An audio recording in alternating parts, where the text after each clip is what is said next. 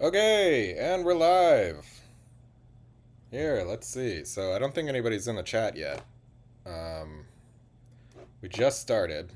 So here's the thing. While we're starting, I'm going to make sure it's actually working. So I might be poking around a little bit. Let me go over to my YouTube channel and see what's going on. Let's see if I can figure this one out. It's a busy night on South Street. So, and Lombard and in my neighborhood in general. So, you might hear some cars whizzing by in the background. But yeah, it looks like we're live. Okay. It's great. Hey, what's up? I see someone's in the chat already. Woot woot. What's going on? Yeah, basically, I'm gonna be hanging out for a couple hours. I'm pretty tired. I was up real late last night watching the Flyers. Flyers crushed the Penguins. I don't know if anybody saw that, but it was awesome. And let's just do some Flyers news while people are joining. Hi! What's going on? Waving high waves fast. All right, yeah. Let me show you what happened to the Flyers real quick. Actually, let's talk about the Flyers. Let's talk about Gritty. Gritty is probably the greatest mascot of all time. And last night, he solidified his legendary status by essentially beating up a Penguin mascot and chucking it over the edge of the stadium in the middle of the game. Oh my goodness, look at all these pop-ups. Oh, Lord. Alright, whatever. Okay, back.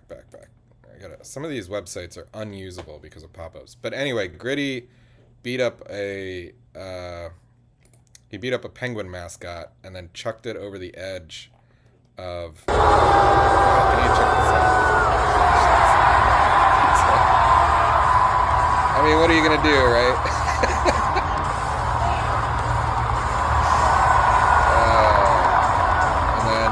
So he puts the Penguin guy out of his misery, and then, like WWE style, chucks him out of the ring. Whoa! There you go. So yeah, Gritty's a legend. I don't know if anybody else saw the game last night, but it was great. I had a blast, and yeah. What else is there to say? You know.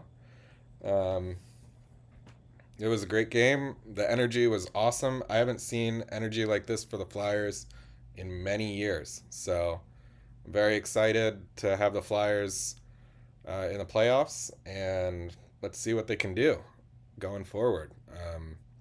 Man, if this brings the Flyers back into a new golden age of hockey, I'm gonna be so excited. I used to go to hockey games when I was younger. I love hockey. I went to hockey games in college all the time, and I just think it's a great sport. So the problem with the Flyers was for a while, and I'll be honest, I haven't followed the Flyers in a long time because they just weren't that great, and the energy in the stadium was kind of negative, like the vibes were bad, right? Um, so, but Gritty may have changed things. Maybe he's our lucky, our patron spirit who will bring us back to victory. So he definitely, after he did that last night, you know the Flyers won. So something's working. So yeah, all right. Let me check out. Yeah, yeah. It's the only sport you're allowed to fight in, and they just let you. I agree. It's great. It's pretty fun. I mean, like, you can definitely fight in baseball. You can get a few swings in. I mean, already this year we've had a few batters charge the mound at different games. But I don't think, yeah, you can't really fight. And like in football, football as a sport is itself already a fight, kind of. I mean, there are fights in football too, but everybody's wearing padding, so it's not like, or helmets. I don't know. Maybe not a great equivalent. But yeah, you're right. The referees in hockey, they'll actually just like prevent people from interrupting the fight. They'll let it play out, right? And it's awesome. It's awesome. And I remember a couple years ago, or maybe this is sort of a recurring thing every year in hockey. Um, but I think there was a movement either last year or the year before to ban fighting. Like the NHL wanted to stop the fights, and people were like, "Why else are we gonna watch hockey?"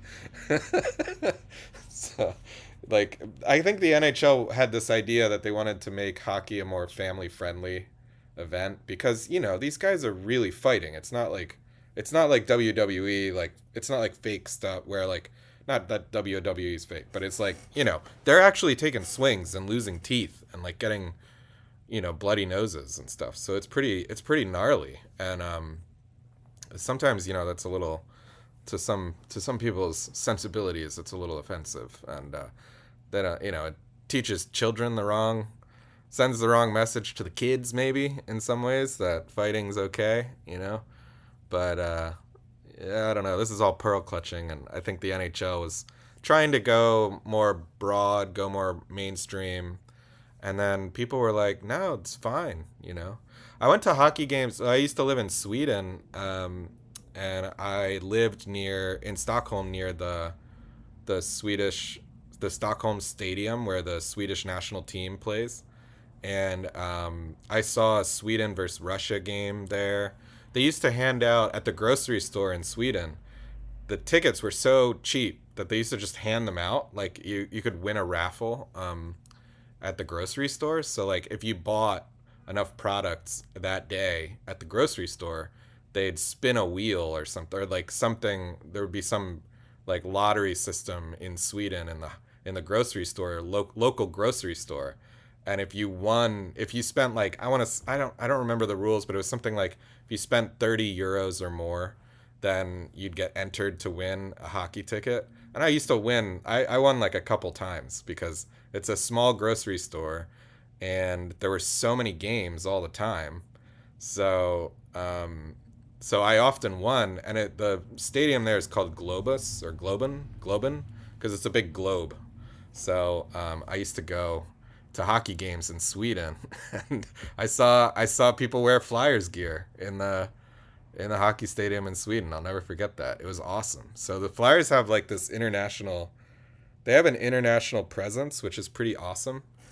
People all over the world love the Flyers, and they love the fights. And I don't know, I never saw a real fight in Globen. It might have happened and I just forget. Like this was over a decade ago now that I lived there, so I kind of forget. But I don't think fighting was like a big part of hockey in Sweden. I don't know. Maybe I don't know if it's just an American thing. I'm not a like I am a hockey fan, but I don't know the global culture as well to know. But I just don't remember. I don't remember fighting being such a huge part of hockey in Europe. It was much more subdued in that sense. But here in America, it's like it's the best, And fighting definitely wasn't a thing in college. When I went to all the college hockey games, definitely was not. There were no fights uh, in college hockey. So yeah, fighting is definitely an NHL thing for sure. Um, if golf were full contact, you'd watch it. Yeah, I mean, can you imagine, dude? Full contact golf would be awesome. It'd be hilarious because you could like that can go in so many different ways. It's so polite. Yeah. Yeah, the Broad Street Bullies. Yeah, they weren't. Yeah, I know. They were like that was a different era. That was definitely a different era. They were like a gang. They weren't. That wasn't like about sportsmanship. That was or sports. That was like gang. They were like criminals. So,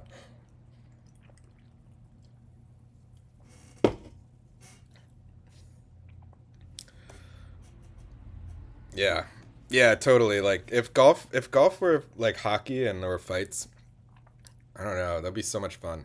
Um, Tiger Woods would probably win a lot of those fights. He's pretty built. I mean, he's not like. I think he might be one of the more jacked golf players out there. Still, and he's older now, so, but he's still pretty strong. He looks strong to me at least. But I think he'd probably lose by weight. You know, there are some golf players who are definitely like skinny, so you'd have to go. The guys who would win would be the bigger golf players. They'd like, and the older guys, they wouldn't stand a chance either. So yeah, full size windmill, dude, that's hilarious. There that is a great idea, honestly. Yeah, someone should do full contact golf. Gritty should learn to play golf. That'd be great. So okay, yeah, we got a couple people in the chat. What's up? What's up, Duffy? Pwned Duffy? I don't know what your is that what that means? Pwned Duffy? That's cool. Let me check, make sure. Let's see. I wish, the thing about streaming on YouTube is there isn't like great, like, where do I see analytics and like measurements about the stream? Where do I see that?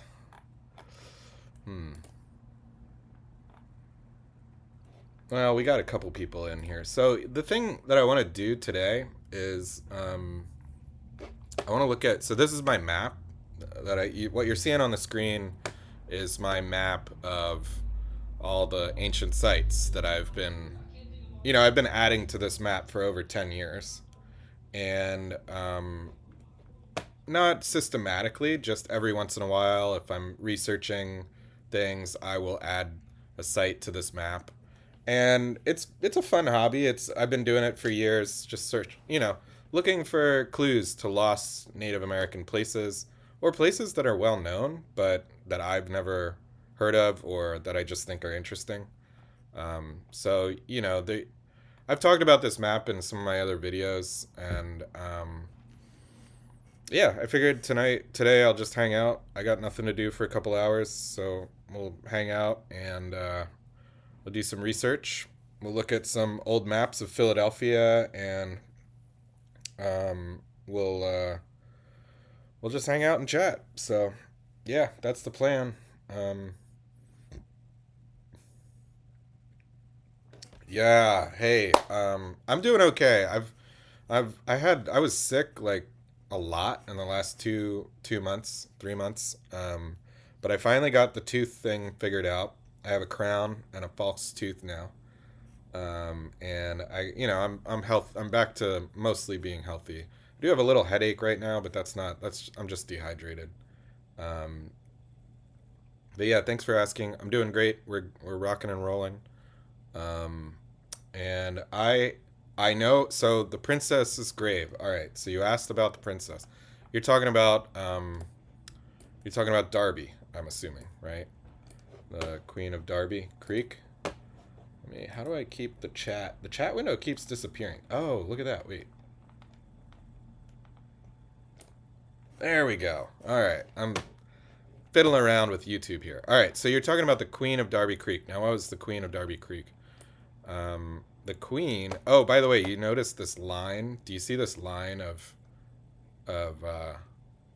markers? These are all spots where I've been researching the Great Minkus Path. So these are all spots where I think the Great Minkus Path went. We'll talk about that in a bit. But the Darby Creek, Queen of Darby Creek, as I call her, is in the Broomall. Whoa, why are the dots floating? What's going on there? Do you see that? Is that an optical illusion? Whoa, what is going on? Can you see that in the chat? Look at the dots. Why are they... Okay, I'm just gonna refresh. That's bizarre. Okay, I don't know what happened there. Basically, up 476, there is a place called the Broomall Rock Shelters. It is... It's up here. Yeah, it's near Marple.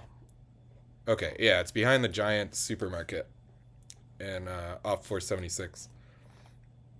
There's this patch of woods here, and there's a stream that's going through these patch of woods. Let me switch the...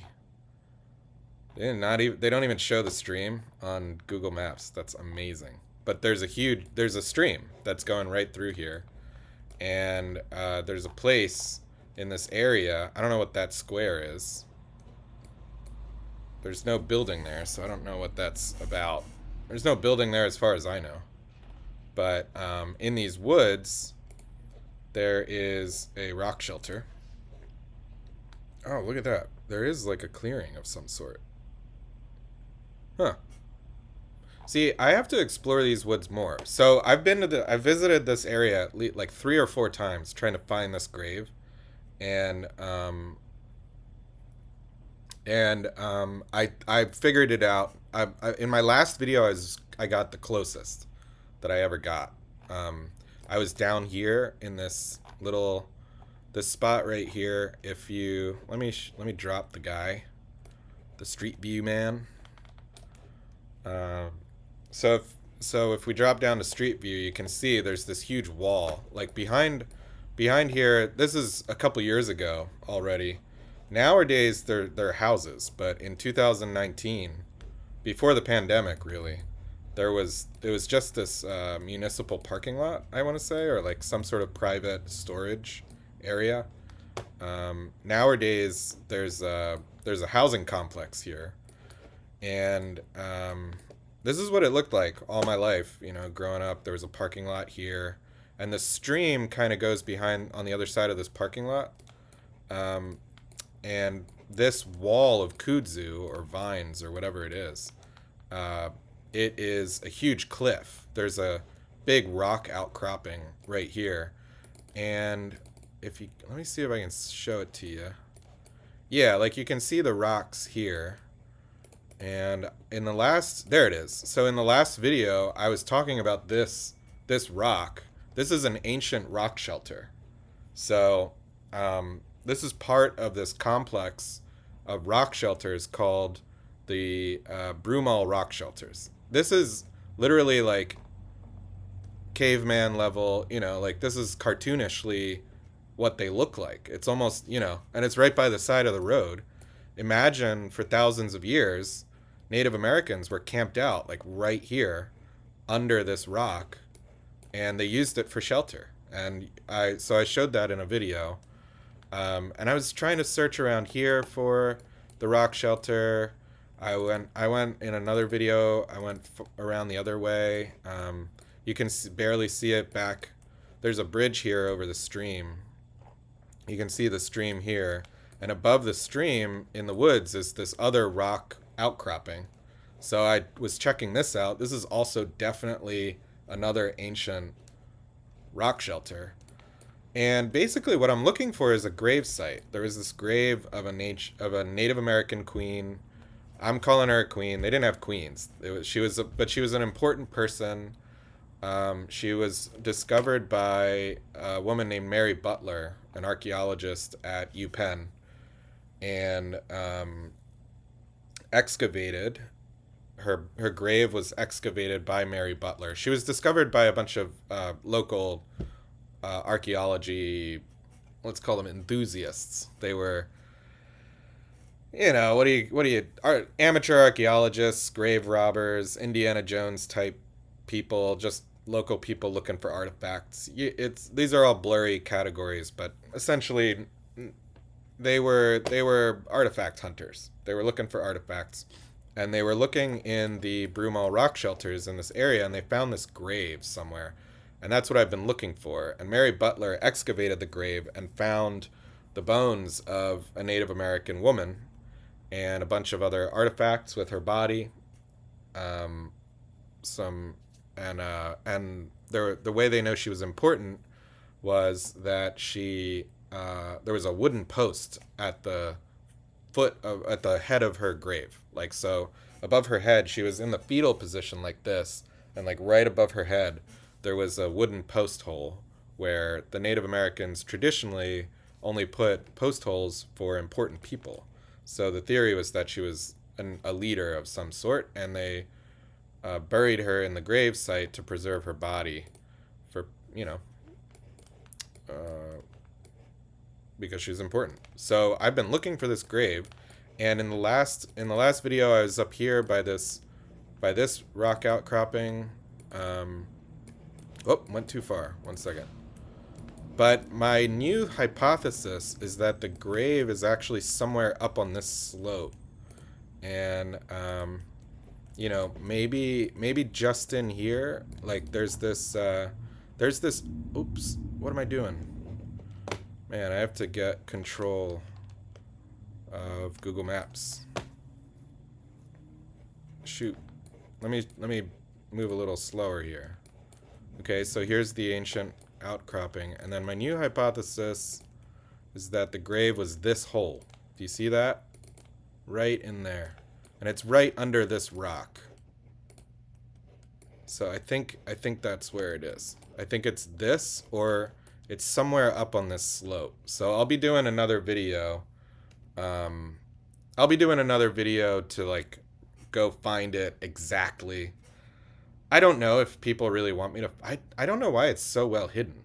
It's crazy. I mean, the number of hours that I've spent looking for this grave now is incredible. I mean, it's a lot. It's a lot of time. So, but I'm gonna find it eventually. I'm gonna find the exact spot. In my last video I was sort of like, well, maybe we're nearby. This is maybe the last one, but I'm gonna keep going. We're gonna keep going. So. Yeah, so hope that answers your question. I think it's up in these rocks somewhere on this hill. So, yeah. Oh no, you're amazing. You're amazing. All right. Let's see. Yeah, it's interesting. This is a really this place has changed a lot. This is all housing now. I don't think the street view goes up further. Let's get out of street view here.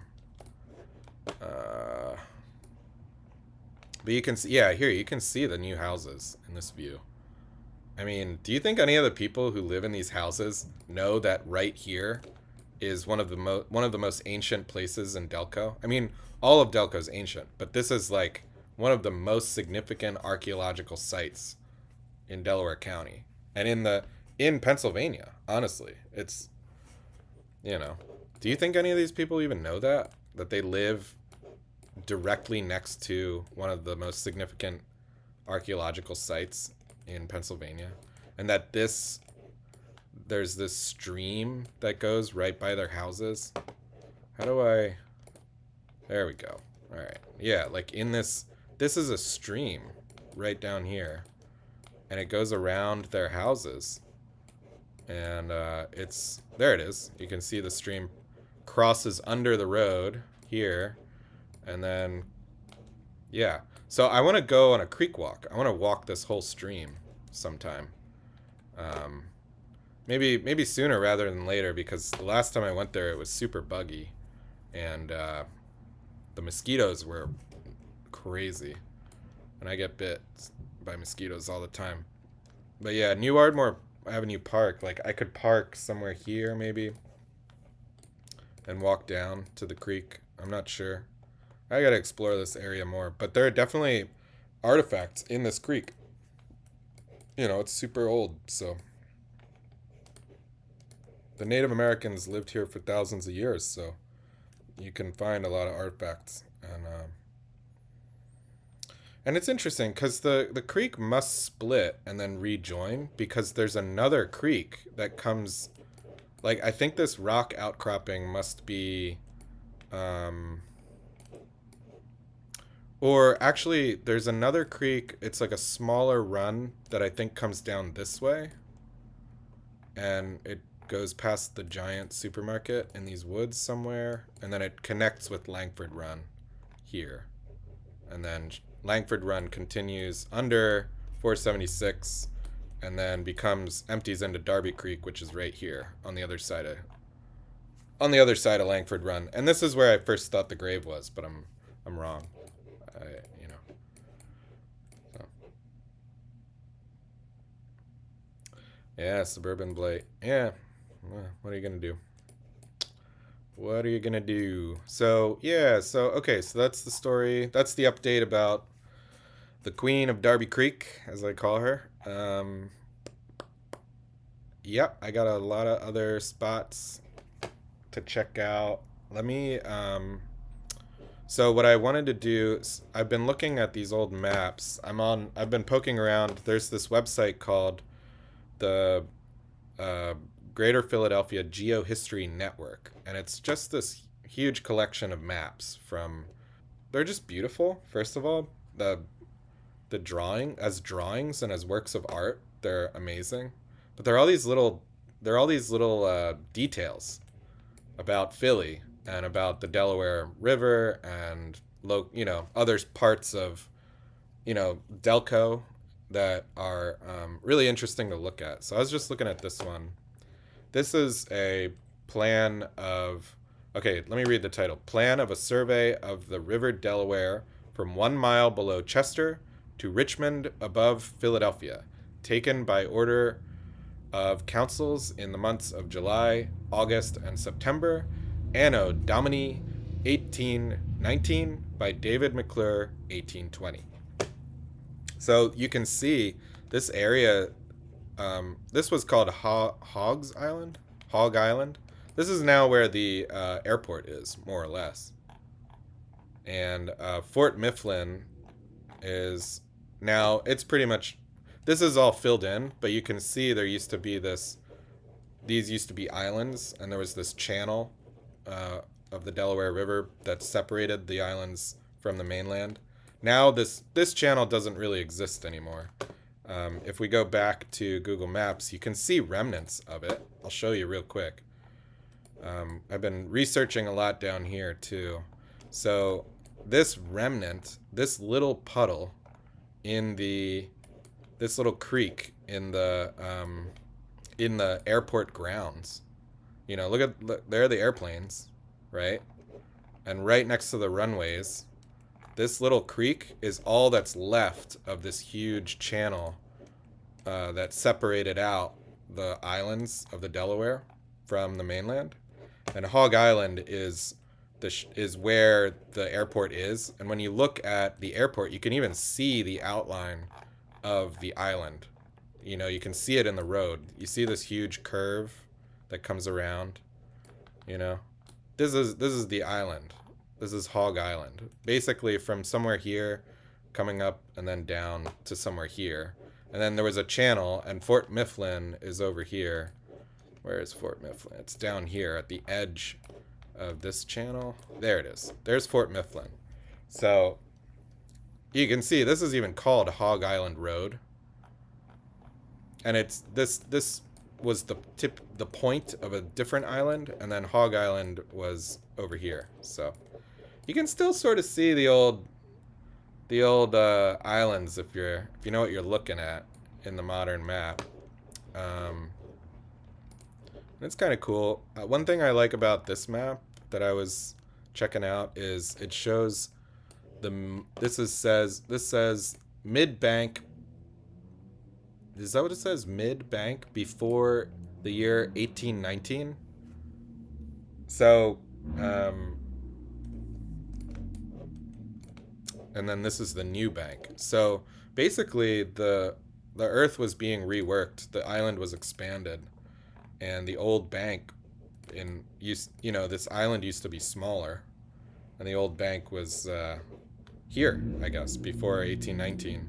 This was all underwater, I guess. And yeah, this is just a really fun drawing. There are little like details in this. Like, look at this little house. So you can see there were little houses, a little dock. This is like a little park, I guess, with some trees. And then I like the little commentary. Like it says very soft here, It says very soft. So this I presume this was for ships. It was to aid ships coming in and out of the port, just so they knew, like, okay, this is sandy, this is soft mud, maybe. Um, and then there are little markers. 4 meters per hour, I want to say, is the flood. You know, ebb and flood, right? So flood is this is a tidal direction. So the flood is coming up from the ocean, and then the ebb. This is upside down, but EBB ebb is heading that way.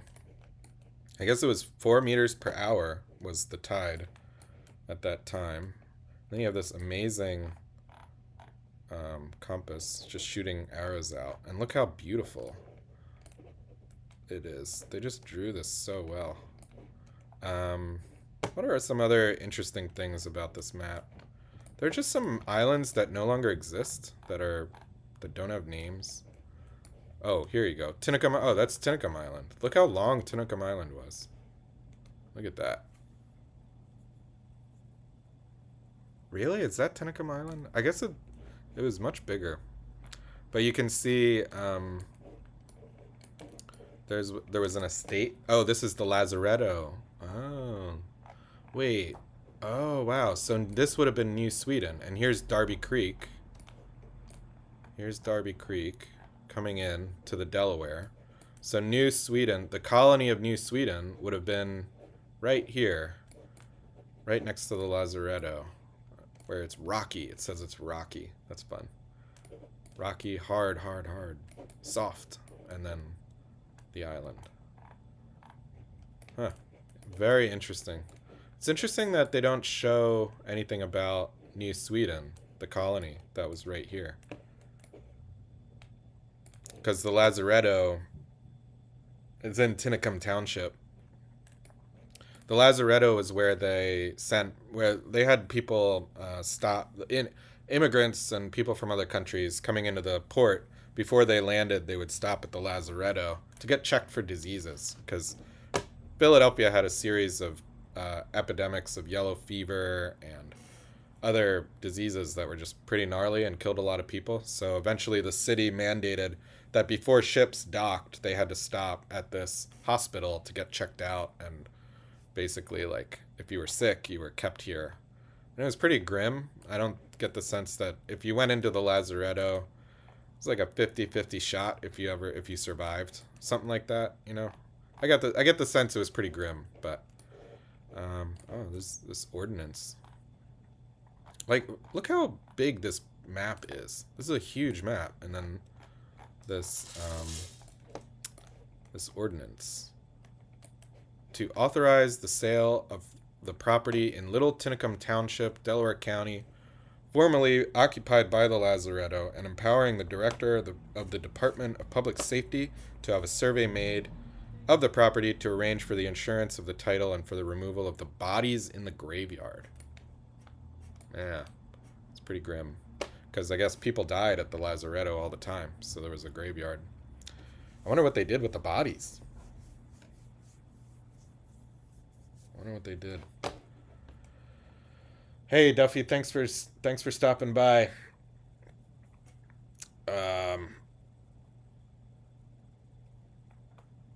Hoagies are named after the Hog Island Navy Yard workers who took them to work for their lunch. Wow.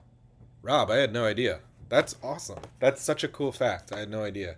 That is some niche Philadelphia lore right there.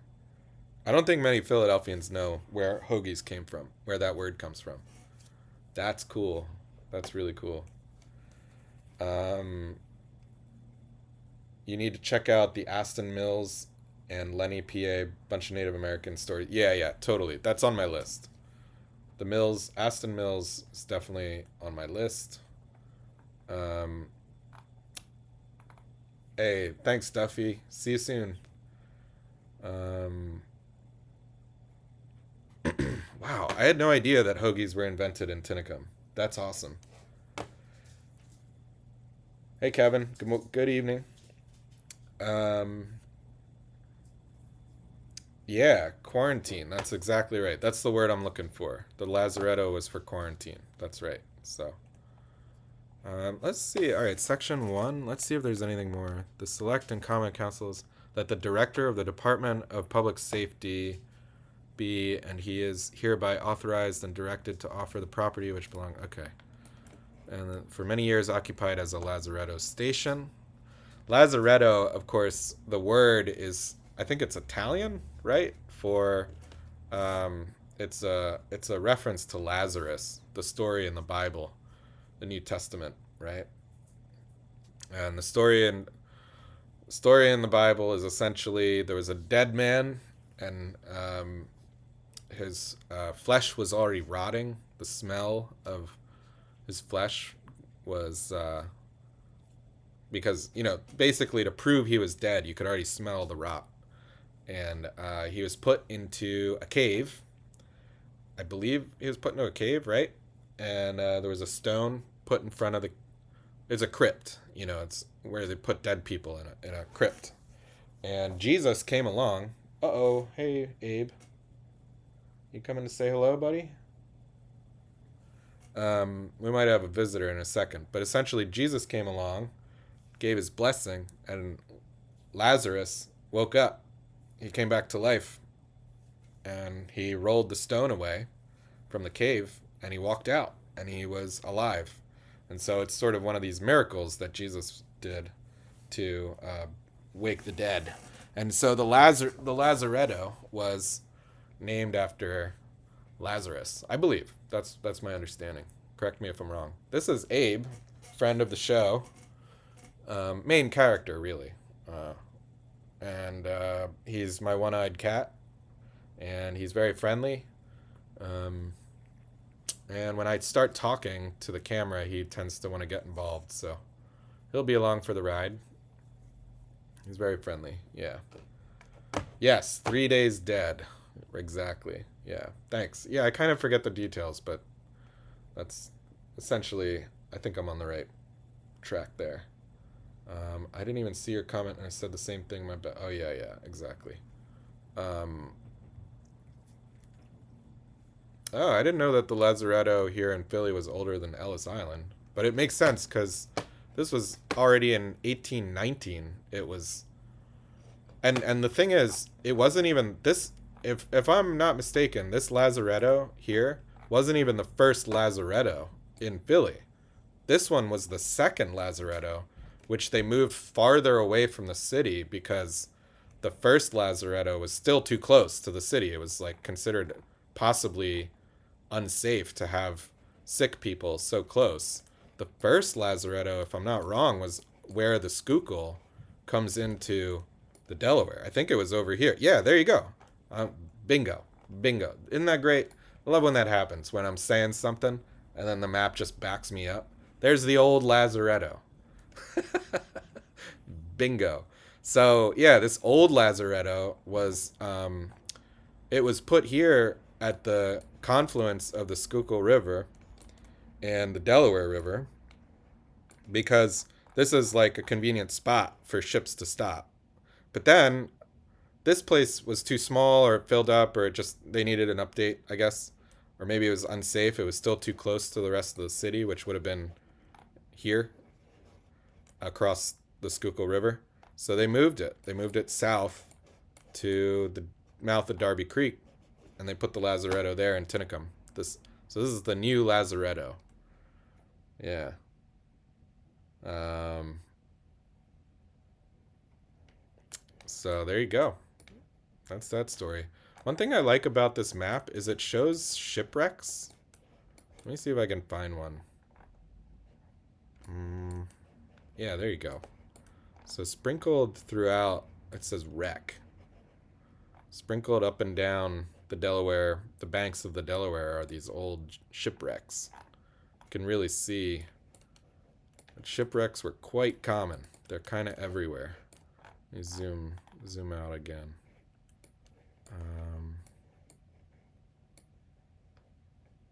Chester Island? Does Chester Island even exist anymore? I don't even know. there's Chester. Look at Chester. Wow. There's Chester. Hey, buddy. Ow, ow. He's biting me. Okay. Okay, kitty cat. Okay, buddy. Yeah, there's Chester.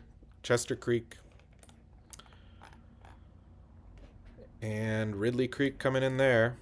And this map skips Crumb Creek for some reason, but Crumb Creek would have been somewhere here. There you go. It's kind of an interesting snapshot. You know, I wonder whose houses these were. Or were these just artistic flair, you know, a little touch. Imagining little houses on the banks. Alright, bye, Abe. He's gotta go. Dude, stop. He's been causing me trouble recently. He knocked over a bunch of papers today. Knocked them off my desk. Shivers Island or Shivers Island. Interesting. Look at these little house and then the inlet. Maybe this is Raccoon Creek maybe? Well, that would be named. That would, you know, like typical Philadelphian fashion, they kind of ignored the Jersey side in this map. What does this say? Popo Creek? Popo Creek? I've never even heard of that. Let's see if we can find that. What's Popo Creek? Is that a new creek that I haven't heard of? Maybe somewhere like right here? What's this one called? That's the old canal? Huh. Bruno Rock. Oh, that's the bridge. Wait a second. So we're probably too far south. There's Tinicum. Wait, no. Okay, so... Popo Creek. Where would that be? That's Monis Island? Chester Island? So we're directly across from Chester. And just slightly north. Alright. So... here's Chester. This is Chester Creek. Coming in. Let me remove the layers here. There we go. It's easier to see. Chester Creek, and then if we go straight across, there's Chester Island. Rapopo Creek? Wow, look at that. Wait a second. What's this creek? Old Canal. Okay, look at that. Rapopo Creek. Rapopo Creek. Huh. So that's an ancient creek, right? Rapopo Creek. Bingo. Found it. Wow. Interesting. And it kind of comes up and around this way. Monster Truck Throwdown. That's cool. Never been there. That might be worth checking out sometime. Yeah. Okay, that's an interesting... I don't see anything that jumps out at me. Dude, hey. Abe, you want to come back, buddy? No? Alright.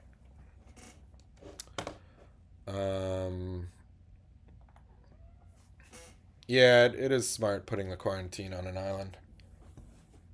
Are the numbers meters deep? Yeah, I think it's the depth. You're talking about these numbers? Yeah, I think this is depth. 4 meters, 6 meters, but probably not meters, right? Would it be meters or would it be feet? Because 29 meters? Well, 31 meters? I guess actually, no, that could be meters. Yeah. Okay. Yeah. I mean, it is a deep river. It's a deep water port, so yeah, okay. Yeah, it's probably meters.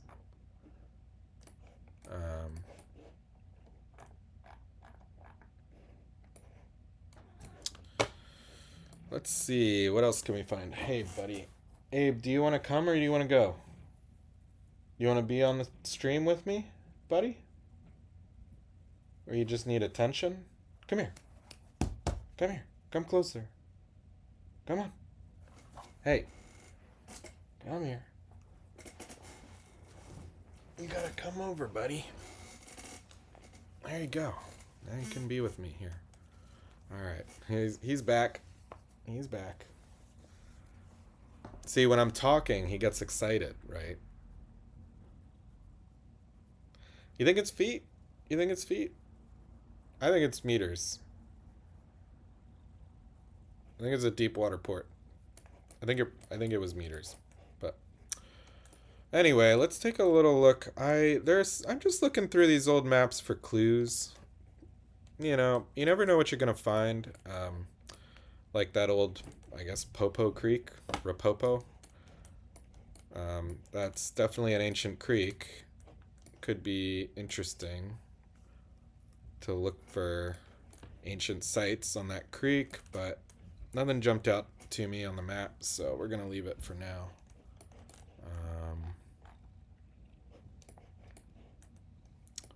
This is League Island. Just look at the detail. Look at the little trees they drew. Coming around. And then this was called Gloucester Point. Gloucester Point. And I think there's now, yeah, there's a shipwreck here.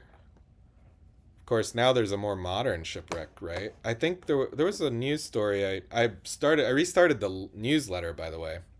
So if you didn't get the newsletter, if you're not signed up for the email list, definitely shoot me an email, saulgood@gmail.com, and sign up for the newsletter, because there was a recent story that I put in the newsletter about the Philadelphia, like the old port unearthed, something like that. The boats were found. Yeah. What is this? All right.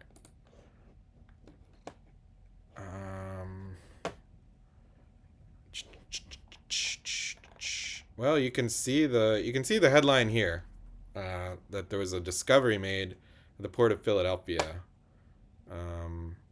Oh, wait, it's saying a Bronze Age sword, believed to be around 3,000 years old. No, that can't be right.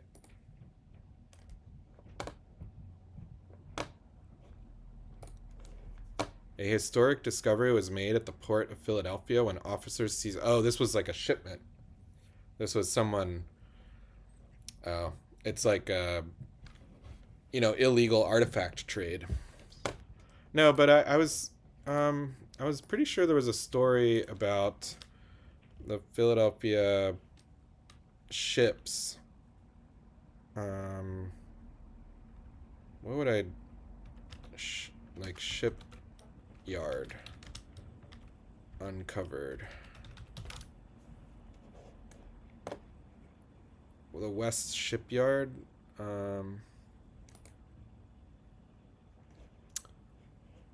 Yeah, maybe this. The West Shipyard Archaeological Site sits across North Christopher Columbus Boulevard from the Delaware River between Callow Hill and Vine Street.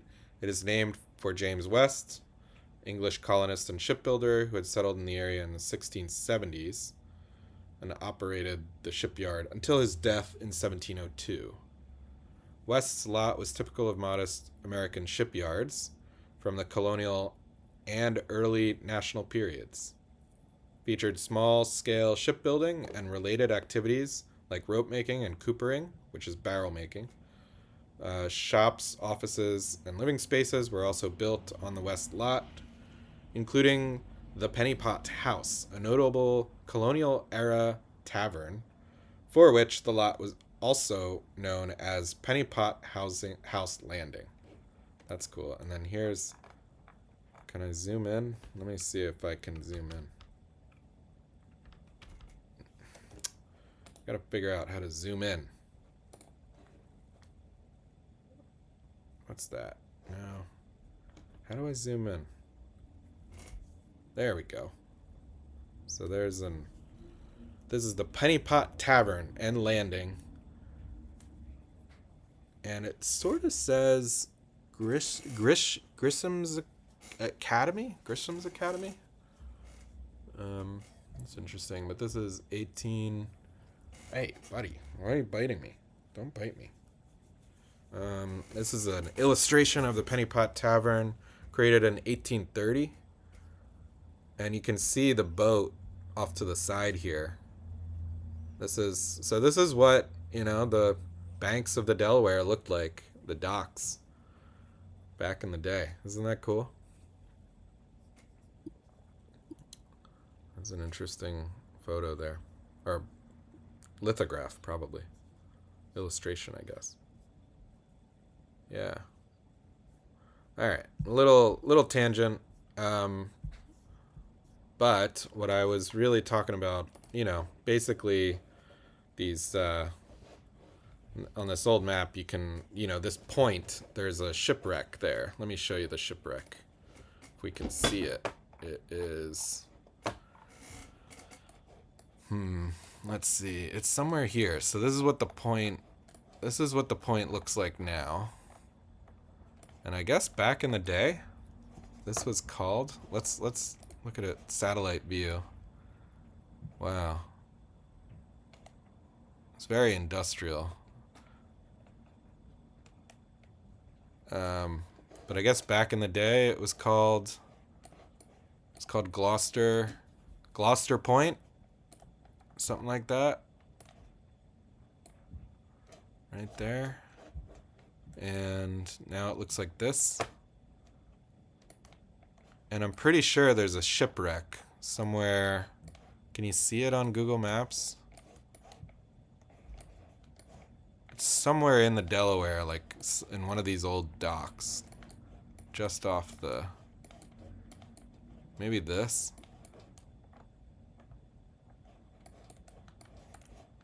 I don't see it. I don't see it in this view. But I'm pretty sure there's a shipwreck. Oh, is that it? Yeah, there you go. Look at that. That's a shipwreck in the middle of the Delaware. I'm pretty sure that's what that is. I could be wrong. But I'm pretty sure that's... Yeah, it's like an old shipwreck that's just sitting right in the middle of the Delaware River. I don't know. I don't know why they haven't, removed it or why it's there. I guess people just navigate around it. I wonder how much money it would cost to bring it up, or if maybe there's some ecological function, because sometimes shipwrecks are good for fish, but it's a busy port, so you'd imagine, and like right off the docks where they're loading stuff. I don't know. I don't know why it's there, but yeah, I'm pretty sure that's a shipwreck. Check that out. Just sitting right in the Delaware River. Pretty sure. Could be wrong.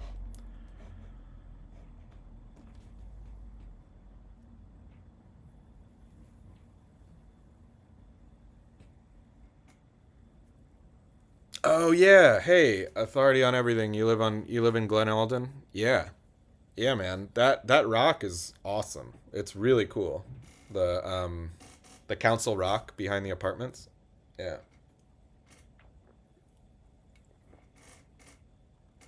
Yeah. Thanks for the kind words. Appreciate it. That's kind of why I'm doing it, cuz I don't think in Philly, like, I grew up in Swarthmore Media. We didn't really learn about any of the Native American sites around Philly or around Delco. Like, I didn't know about the Council Rock in Glen Alden, and it's like it's just right behind those apartments. It's behind the dumpsters behind those apartments. I'll show you what we're talking about. We're talking about where is it? Is it here? No. Wait, 1 second. Where? Oh, there we go. There's Glen Alden. Yeah, so Glen Alden Park. It's on Muckinapattis Creek. Where's the train station? Yeah. Is it this? No, wait a second. No, wait a second.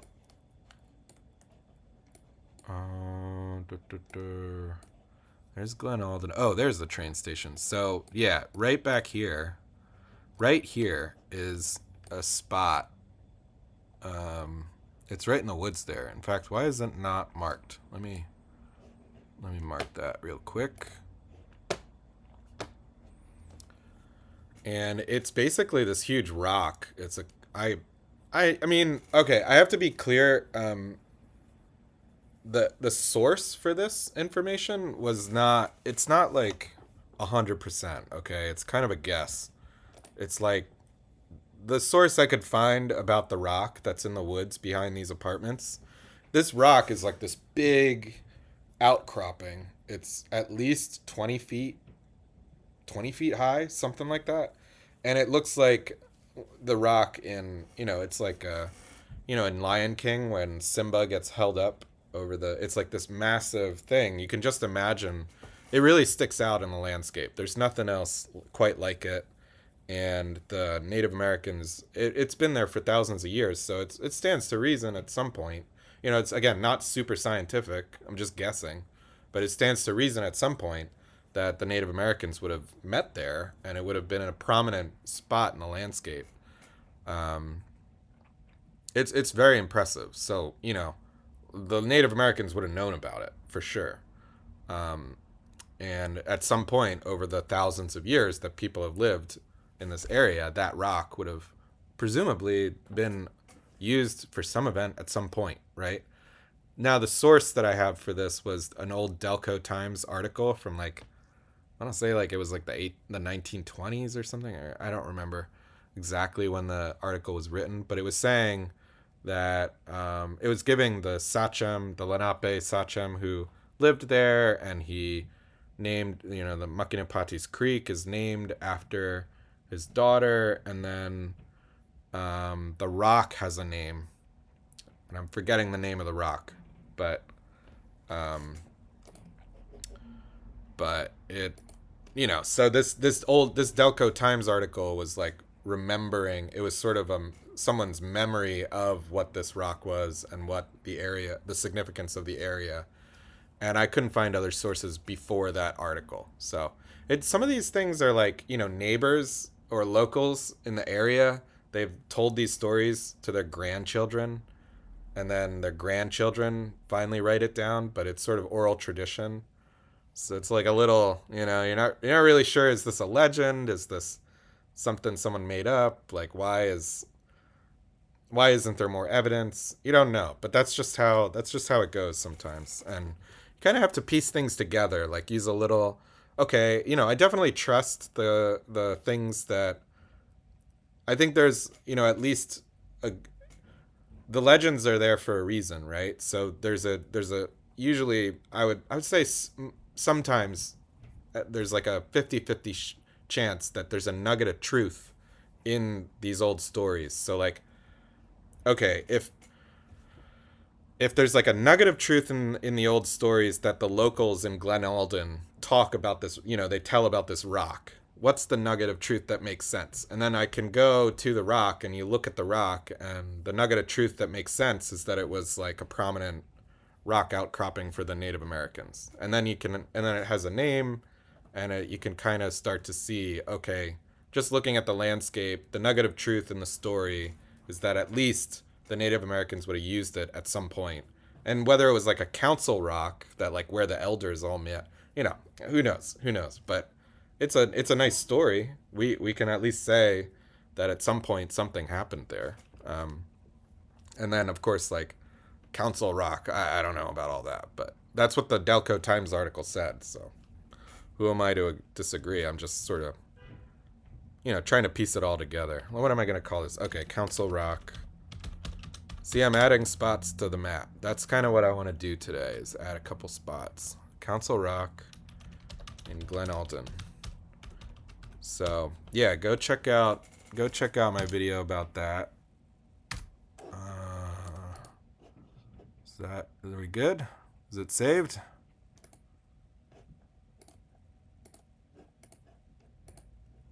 Okay, we're good. So it's in. Nice. Um,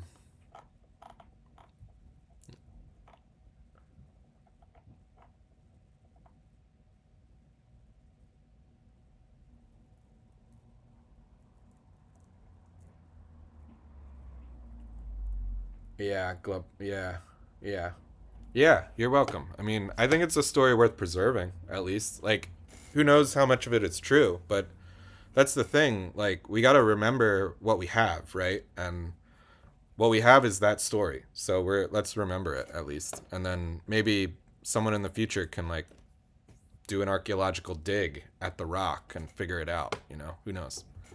Um, I mean, Makinapati's Creek is definitely an old creek. It's been there forever. It's one of the ancient creeks, and I kind of want to do more on the creek. I want to go back to the Interborough sports field and like I had this idea that I could get. I have like a inflatable canoe or inflatable raft, or I could get into the creek and kind of go down the creek. And when I get to the deeper parts, like it kind of gets deep, sort of.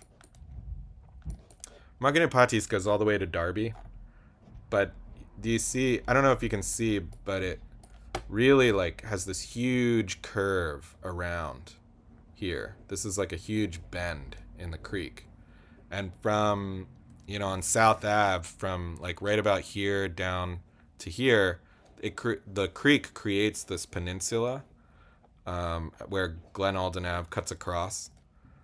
And I thought it would be fun. It'd be interesting to walk this whole section of Glen Alden Creek, and it does get kind of deep down here, like Makinapatis. Sorry, what I'm trying to say is it'd be fun to walk this whole section of Makinapatis Creek in Glen Alden, and it gets kind of deep down here. And I did like kind of check out. It's not like you can't really access. Like you could probably scramble down into the creek here, but I don't know if the neighbors would appreciate that too much. I don't want to disturb people, but maybe no one cares. I don't really know. But like some of these are like gardens with sheds, you know. This is definitely like someone's backyard, And then there's a fence that starts. Where's the fence? I think the fence is like right here, and so it's all fenced off. And these are all brambles. I mean, I could hack my way through it. And then there's this park at the end. If we go all the way here. I just poke around. I look for access points to these places, And then it kind of ends in this park, which I've never been to. I guess that's a spot. I mean, that's someone's parking spot, right? I mean, am I even looking at a creek anymore? Am I still in the right spot? No, I guess not. I guess the creek. Maybe I was way off there. No, okay, it kind of curves off this way.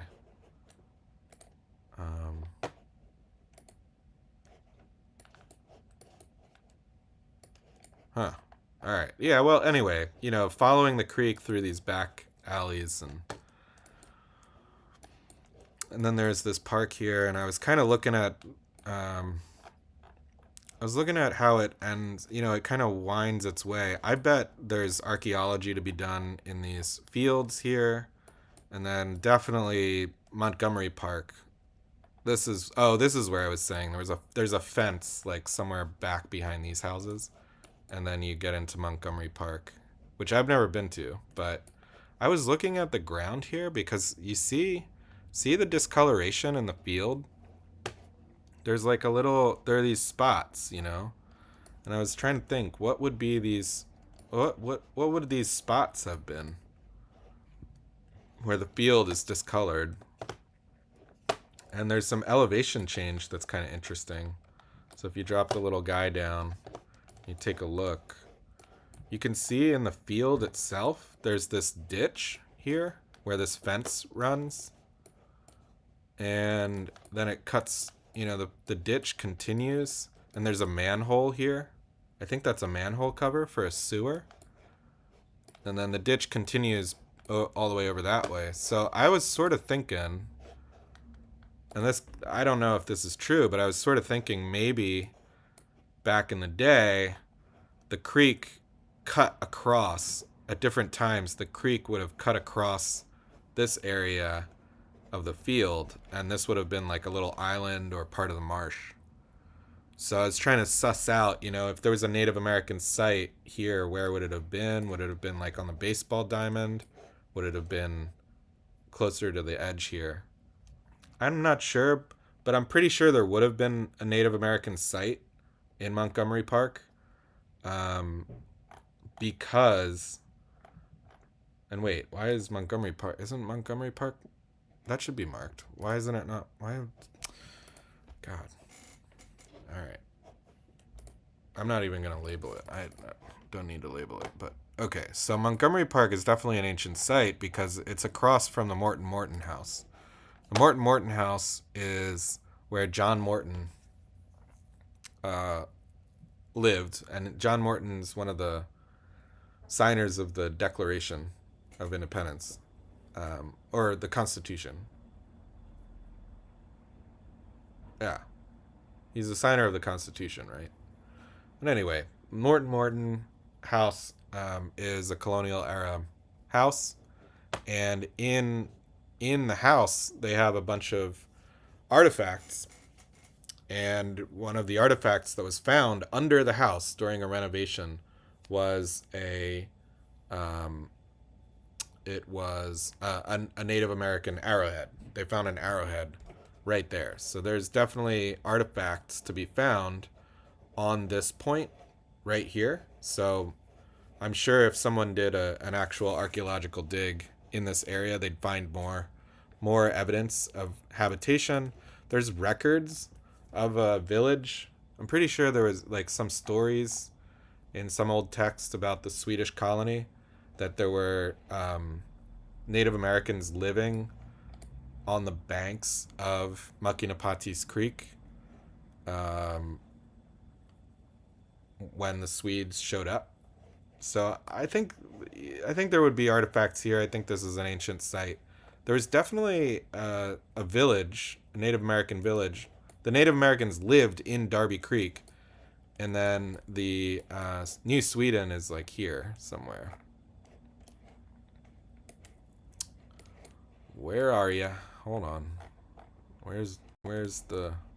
There it is.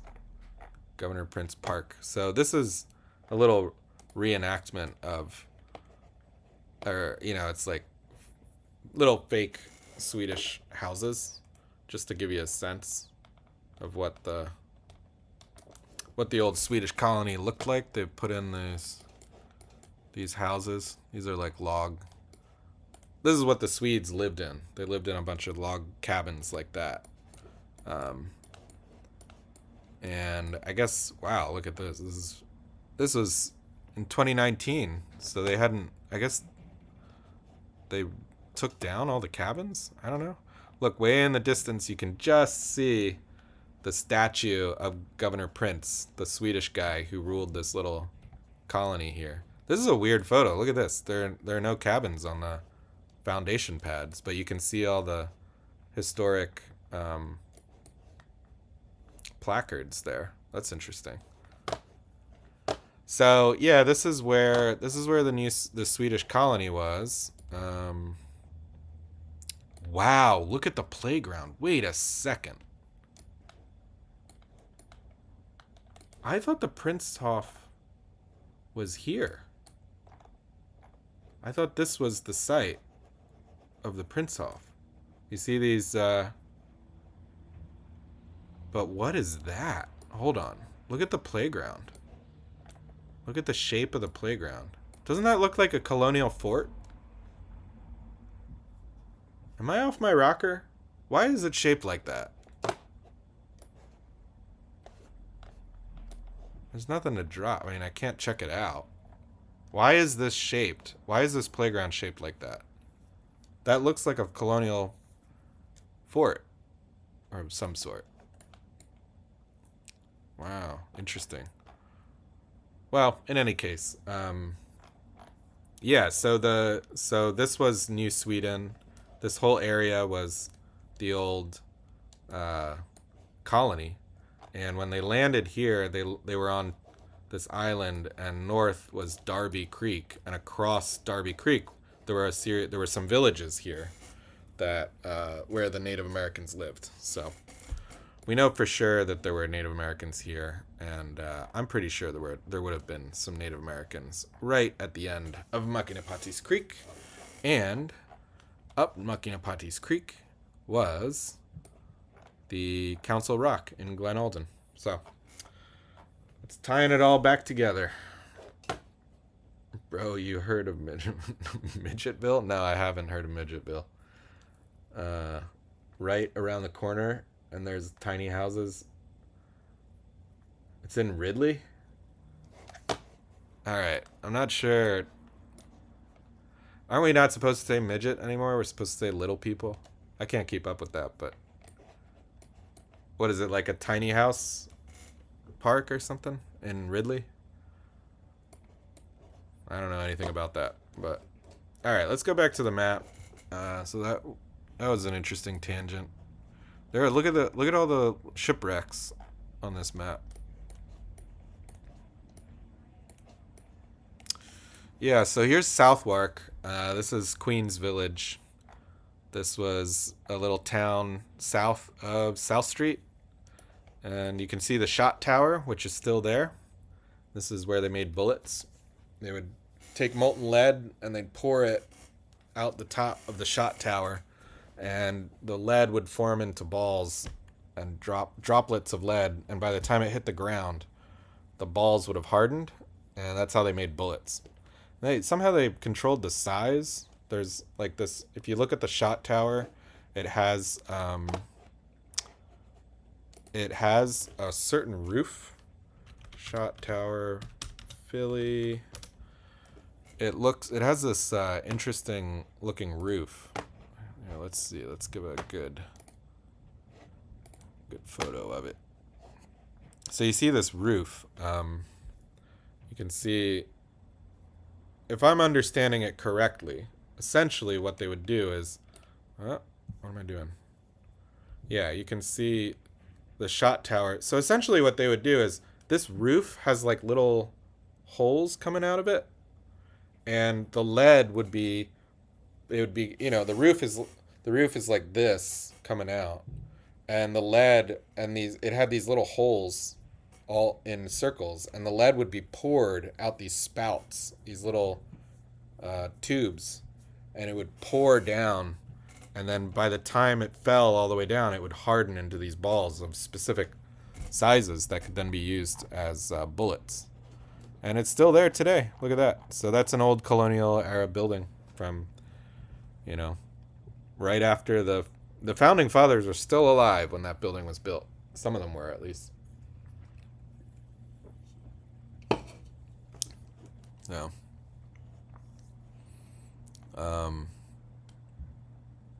So that's an interesting thing. It's interesting to see the shot tower in old maps, It's pretty... I could do a video about that. That might be fun. It's like kind of here. I'll show it to you. It's... where are we at? Where's the shot tower? It's like somewhere... It's like right here. Yeah, there you go. This is the shot tower from above.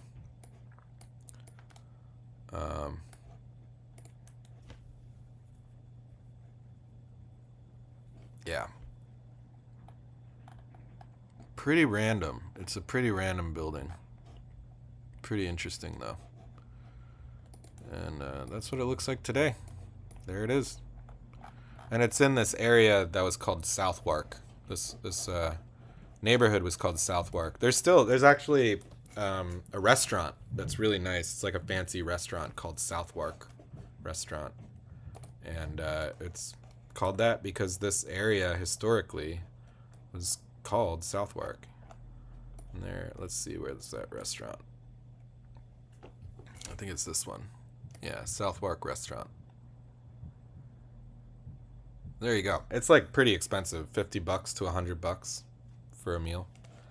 So it's fancy. I think it got named. I think it got added to the Michelin list. I think, not sure.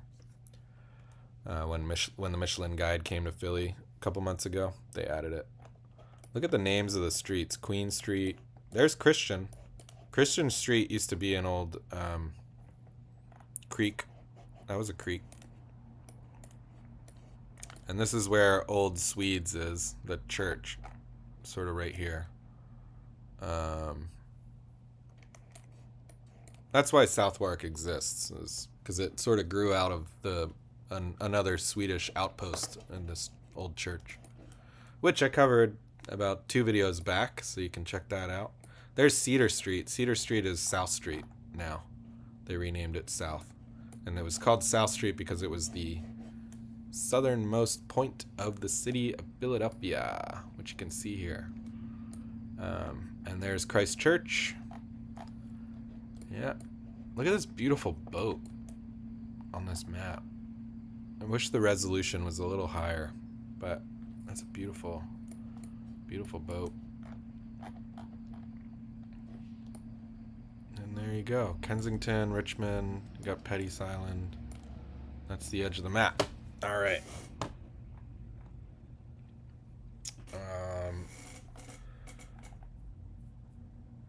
Yeah, I'll do a video on the shot tower. We can do that. Look at that splotch. It's interesting. I wonder if that's like dried wax. Looks like blood. There's a cool boat. Look at that boat. And there's another wreck. Cooper's Ferry. Coop.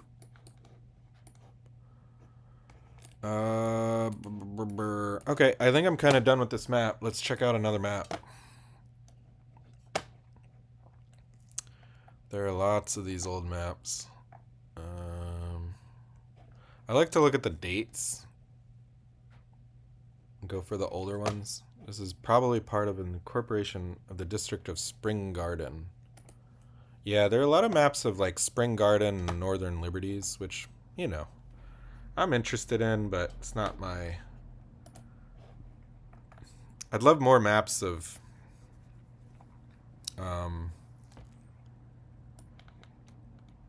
Delco.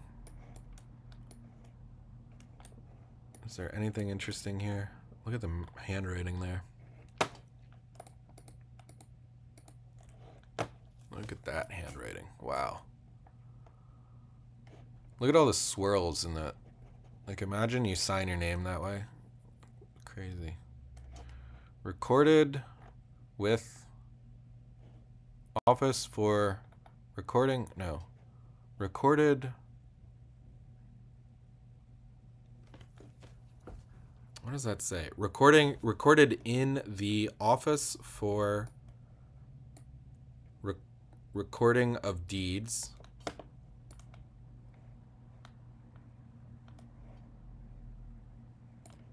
Two? I don't know what that says. In the city and county of Philadelphia.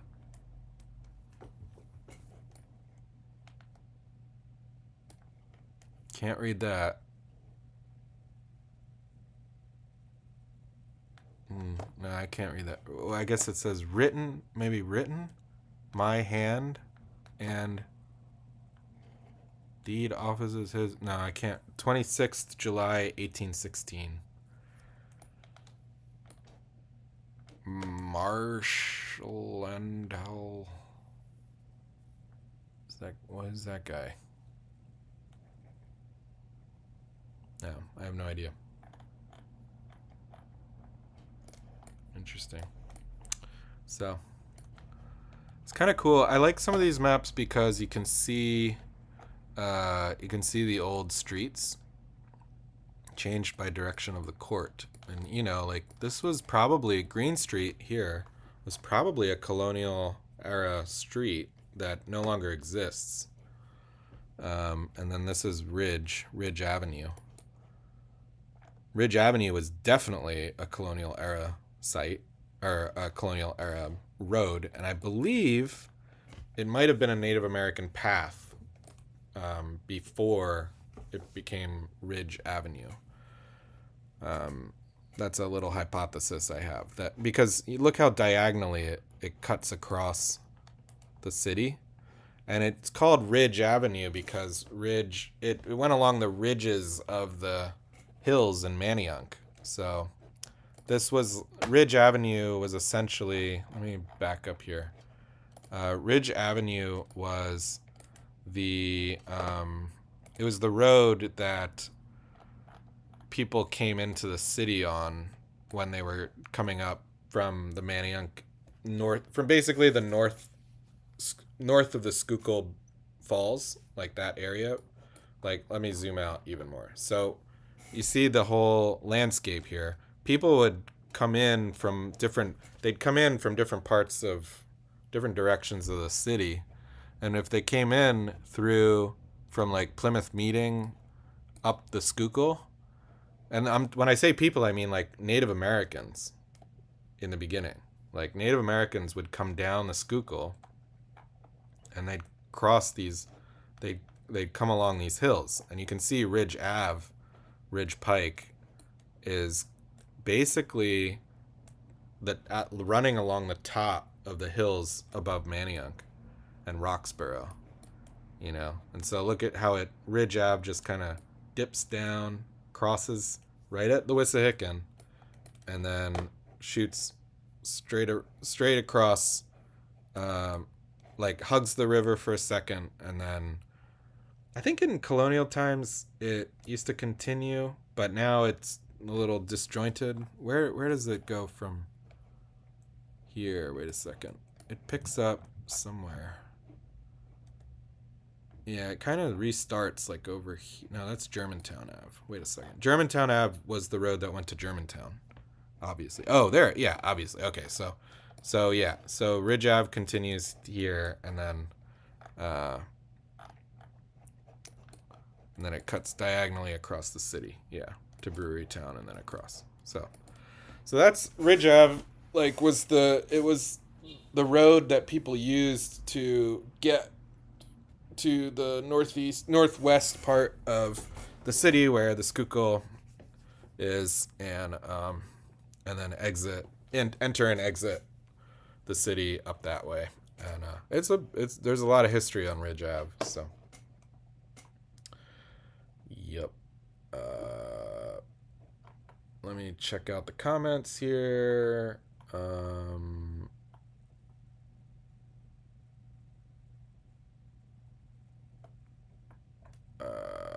All right. I mean, I'll check out. I'm not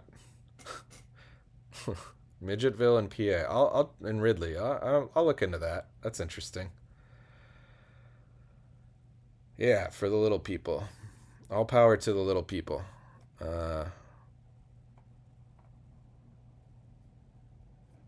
Question. Viho or Vahio 720. I worked at 49th and Woodland, and the area is called Kingsessing. Any reason? Yeah. Okay. Kingsessing was, yeah. There was a village there called Kingsessing. It was called. It had a different name. So I'm actually gonna do a video about Kingsessing too, and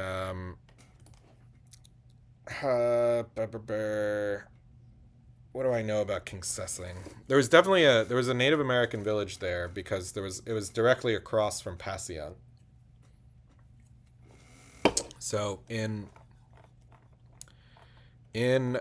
pre-colonial times, where Gray's Ferry is, Point Breeze, Gray's Ferry, somewhere in this area, there was a Native American village called Passyunk. Passyunk Avenue is named after this Native American village. It might have been closer to Passyunk Square in South Philly, but it was somewhere in this area. And Passyunk Avenue was an ancient Native American trail that led to the area where Dock Street is, because there's a village at Dock Creek also. So these two villages were connected by this trail. And when Native Americans wanted to cross the Schuylkill River, there was a crossing at Passyunk. I don't know if it was like a full on I don't know if it was a ford, you know, like where you could actually like walk across, but it was a place in the river where Native Americans would cross. And on the exact opposite side from the village of Passyunk, there was another village called Kingsessing. So these two villages were kind of connected. Kingsessing was, I don't think it's where the neighborhood of Kingsessing is now. I think the actual village might have been a little farther south and closer to the banks of the Schuylkill. I'm not exactly sure. But somewhere in this area, I can look into it more. One thing I was looking at recently was Bartram's Garden, because Bartram's Garden has archaeology, and I want to do a video there. There have definitely been artifacts found in Bartram's Garden. It's actually one of the most prolific sites for artifact hunting in Philadelphia. Not artifact hunting, archaeology is what I mean. So the UPenn Museum. Let me bring that up. Actually, let's just Google it. Let's just, before I start saying things. So that's what I know. That's what I remember about Kingsessing. Let's see how close I was to the truth. Let's do Native American history. Kingsessing, Native American history. Derives its name from the Lenape Native American term meaning a place where there is a meadow, or a place with a bog meadow. The area was an indigenous fertile landscape along the Schuylkill River inhabited by the Lenni Lenape before being settled by Swedish colonists in the 1640s. Right.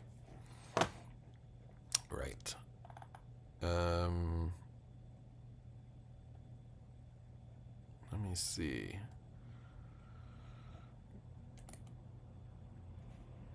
Partied before Chris Tucker and Queen Latifah. Queen Latifah's from Kingsessing? I didn't know that.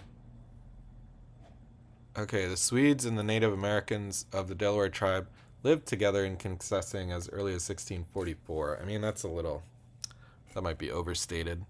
100 years later, Kingsessing was known for its beauty and the then famous resort called Gray's Gardens that attracted George Washington, Ben Franklin, and others. Life in the neighborhood hasn't been easy since then. Okay,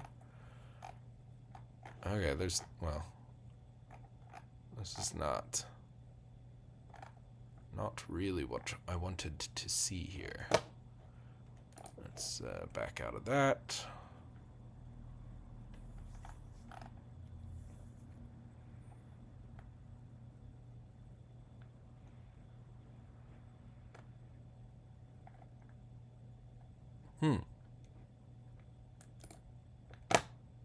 This could be interesting. Let's see. No thanks. Kingsessing neighborhood history and Lenape origin. Kingsessing, the first suburban area incorporated into the city of Philadelphia, is southwest. Okay, place where there is a meadow. Folks, the name Kingsessing or Chinsessing comes from the Delaware Indian word for a place where there is a meadow. The origins of Kingsessing are found in the village of the same name that roughly occupied the same site as the current neighborhood. Kingsessing became the name of the township in which the original Indian and Swedish village stood. Interesting. I mean, I don't know how much... I don't know if that's really correct. But watch Field of Weeds about the story of the Meadows and Eastwick on YouTube. Oh, okay. There might be a little story for you there, a little YouTube video for you there. The Meadows, yeah. The Meadows were a big thing in Eastwick. I went down a big rabbit hole with that because I was looking for I was looking for the start of the Great Minkus Path, which I think I found, by the way. And I said we would come back to that. In the beginning of the stream, I did say we'd come back to the Great Minkus Path. So maybe we'll check that out. Yeah, I mean, okay. King Sessing, Native American, let's see. I want to find more information about King Sessing real quick. Coquanac and Philadelphia. Manioc and Schuylkill. Okay.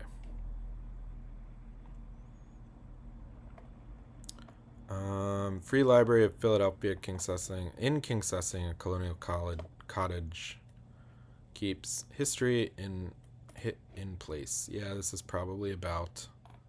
Oh, that doesn't look like Bartram's. Oh, interesting.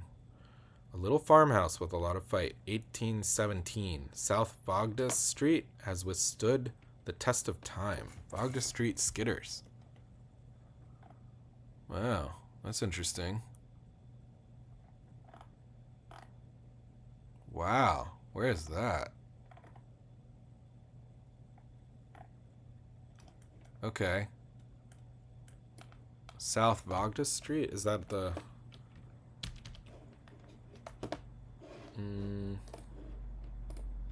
Let's see. Okay, 1817 South Vogdes Street. Oh wow, look at that. And it's on Gray's Lane.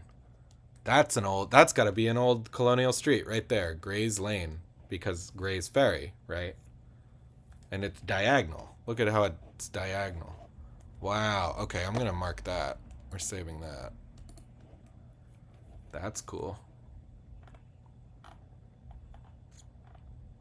Oh, look at this. You can see Gray's Lane continues diagonally this way.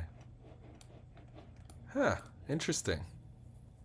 So, this would be the sort of thing that on this map, this collection of maps, I could back out here and I could maybe search for King Sessing.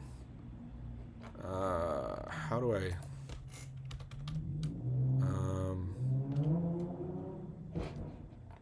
hold on here.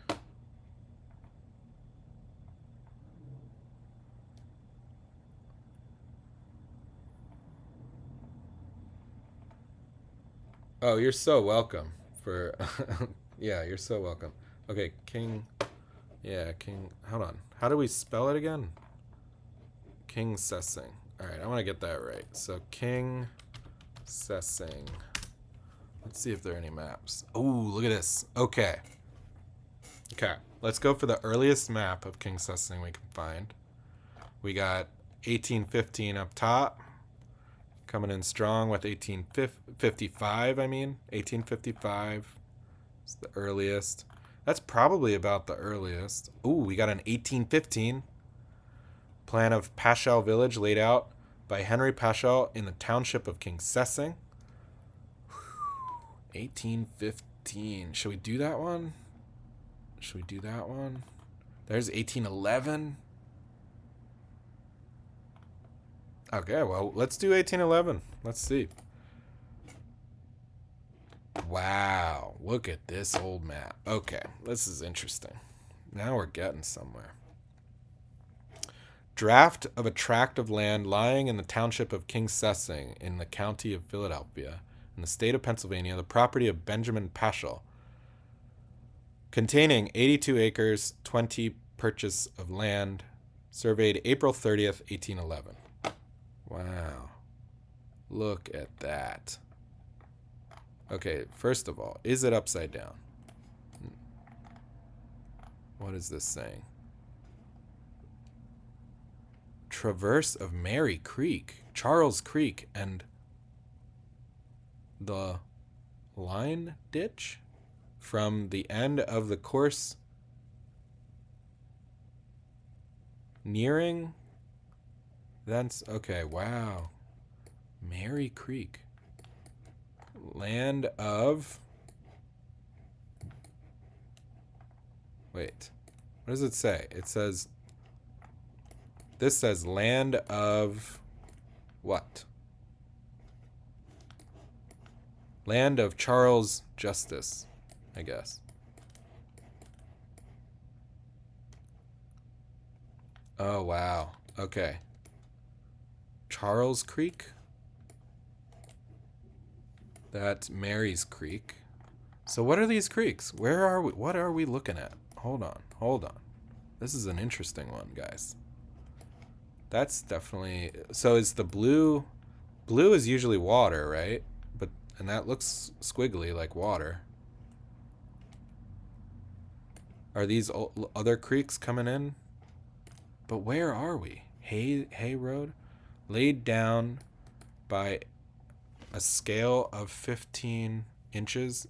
Oh, 15...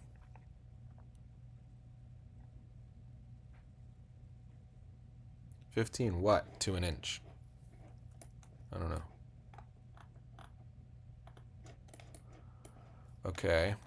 This is, let's read this. Draft of a tract of land lying in the township. Oh, this is the title. We just read this. Okay. William Hill. Land of William Hill. I'm just looking for, okay, where in King Sessing would this be? We need a landmark. We need a landmark.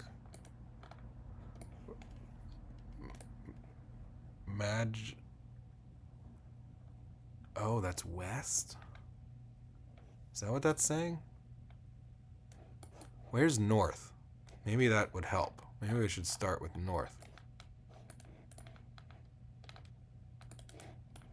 Look at this. What does this say?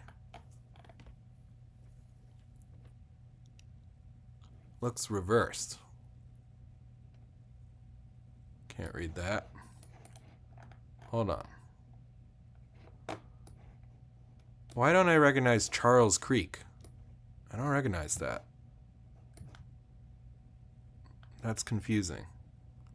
I don't think there's... I don't know. Is there a Charles Creek?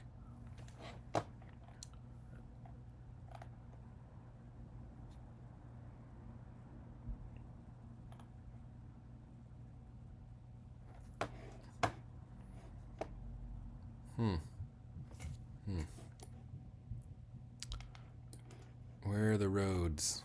Oh, these are just so these are land markings.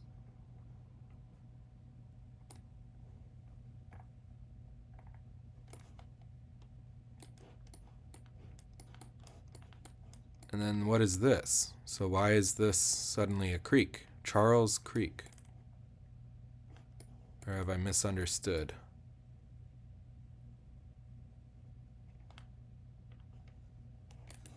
Oh, the line itself, the black line is the creek. No? No. Wait a second. And see, that's the thing. I don't recognize... This must be... Okay, this must be too, beginning... We might be too zoomed in here. And I don't know why there are little houses at the end of this blue squiggly bit. You know? Are those like spring houses, maybe? You know? Like, are these little houses spring houses? Is that a spring house? Why does it have 2 stories if it's a spring house? Huh. This is a really interesting one.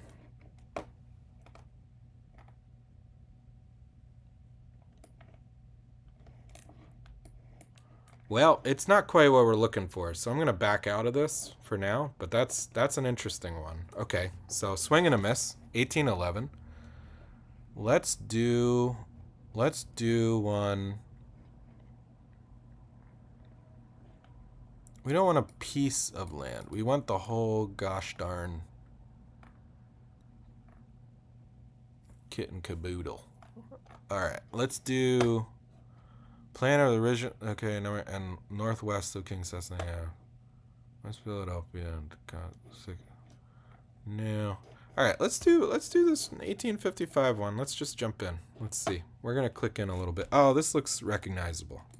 This looks recognizable. So I can already tell. We're going to flip it like that. Yep, this looks recognizable. So,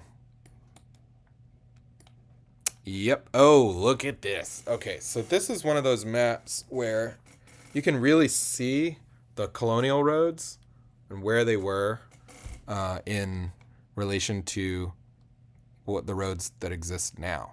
And this is one of those maps that actually really helped me figure out where I think the beginning of the Great Minkus Path was, because what the Parks Department did was they laid, or not the Parks Department, the Street Department, they laid out the grid line in Southwest Philly, and then they drew in red, you can see the old colonial roads. So you can see in red the colonial roads where they, where it went through the grid line, and you can see the remnants of the creeks. So this was Eagle Creek. Eagle Creek went right there, which is super cool because now it gives you the opportunity there are multiple maps where they've laid these things out, and I can kind of piece it together where different colonial roads went, and looking at the landscape, you can start to see where things probably were in colonial times. This road is called Ferry Road because now we're looking. This is oriented south. They wrote the name of the road upside down for some reason, but basically there was a ferry. It was called Penrose's Ferry right here. And there were two roads that came into Penrose's Ferry. One was Ferry Road, and one was another road that went south to the old Lazaretto. So this building here, these buildings are the old Lazaretto. Okay? Interesting, right? The old Lazaretto was right here.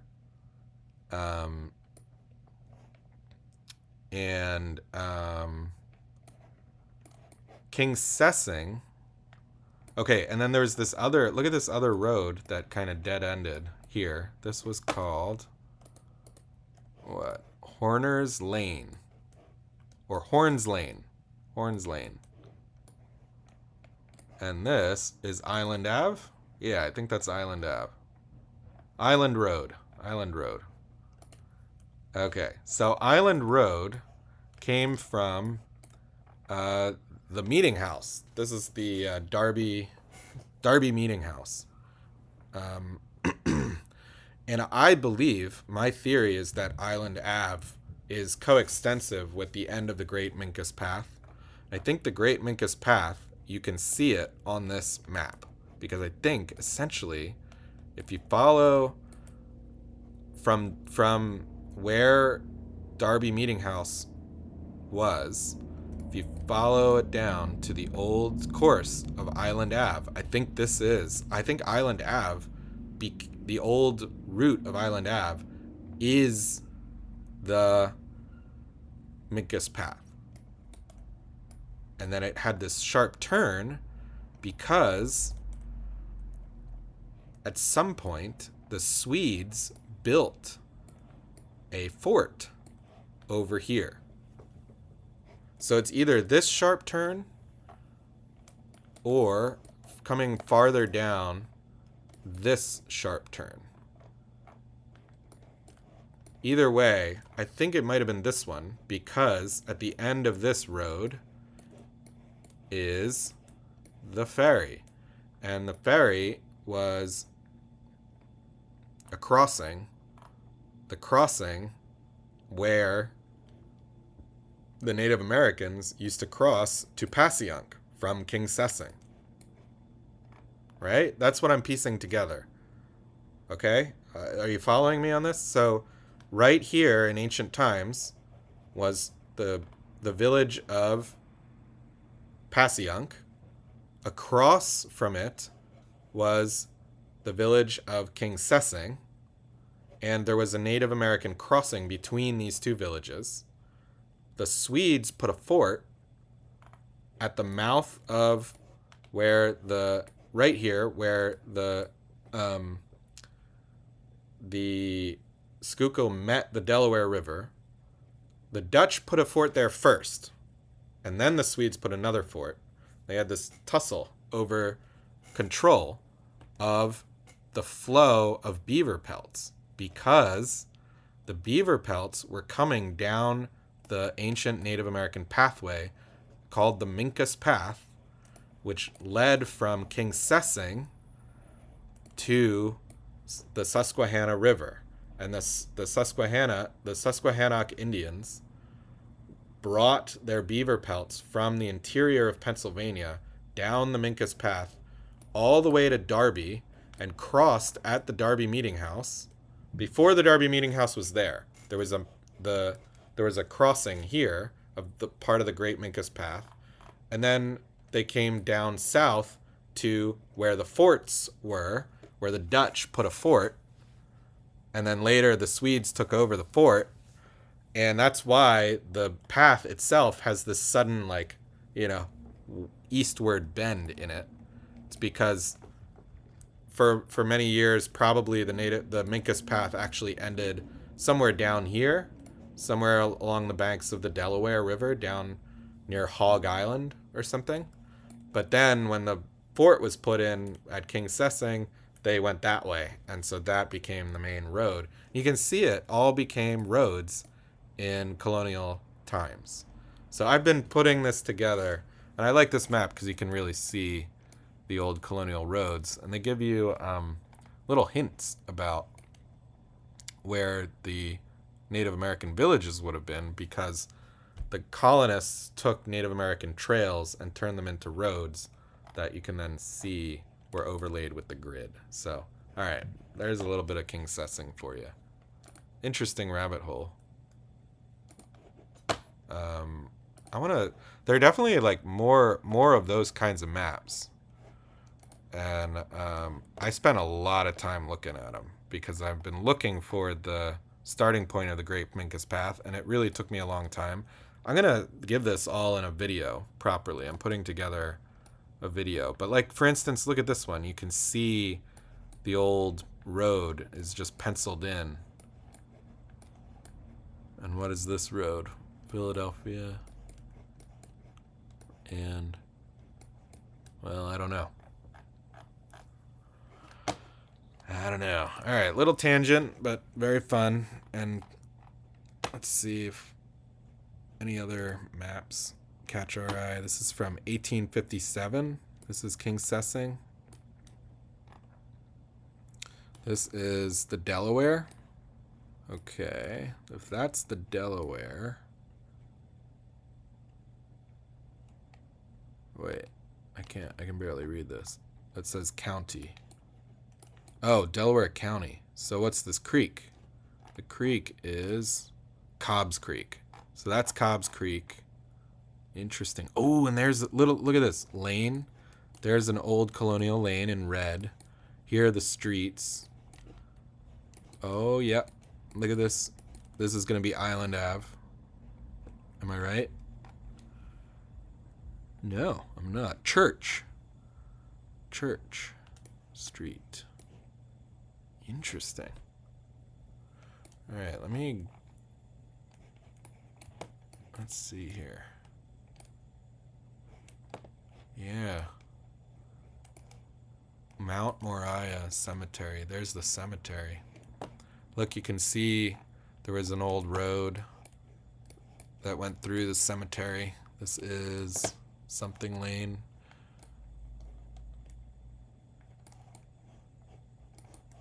It just disappears. This is all that's left, the ghosts of these old streets in these maps, you know.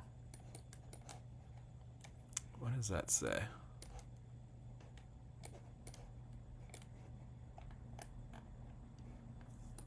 Is that writing? You see these squiggles? Is that someone's writing? Something by, does that say feet of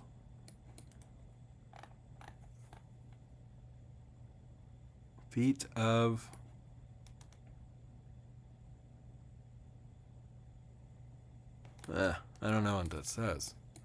Probably a measurement though.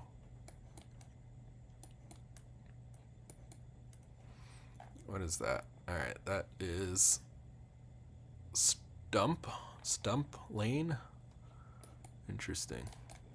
All right, I think yeah. So that's an old road, cutting right through the cemetery. Kind of cool. Mount Moriah is where that guy, that grave robber, was found recently.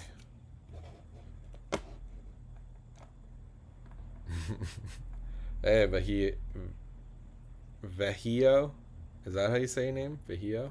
Yeah. Thanks for all the emojis. Neat.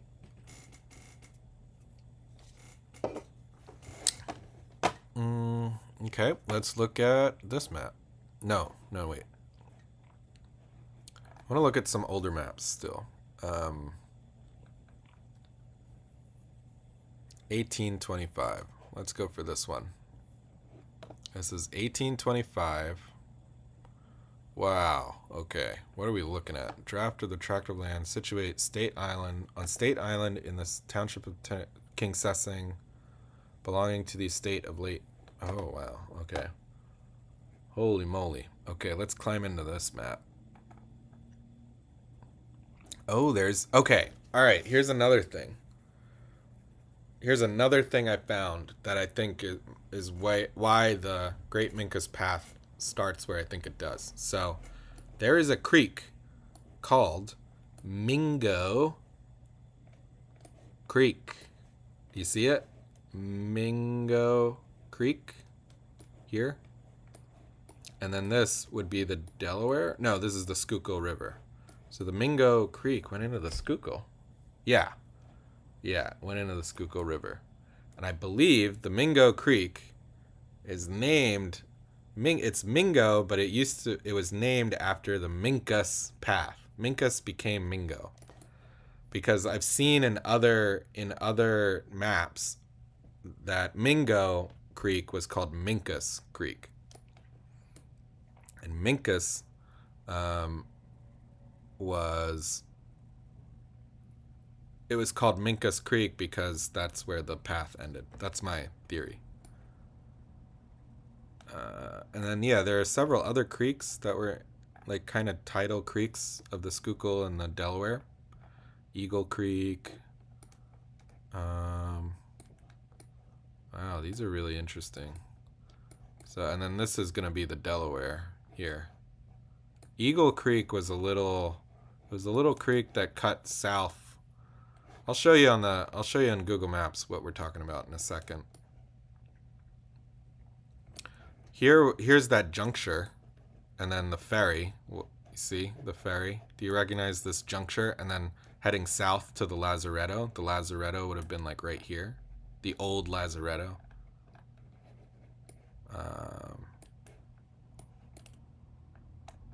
Thomas Smithwick. It says beach. Is that a tree? Beech tree? It's kind of a neat little detail. Thomas Smith Land. Okay. Public land. What do we got? Any clues that we can use for any of our projects? Look at all the numbers here. Wow. Okay. Interesting. And then what does that say?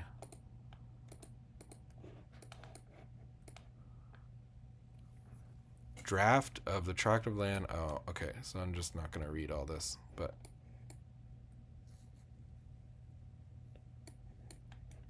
interesting.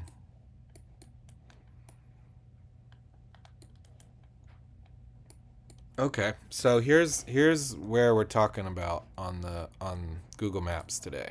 Here, I'll show it to you. So we come down here. Nope, too far. Back it up. Okay, this is the area now. This is what it looks like today.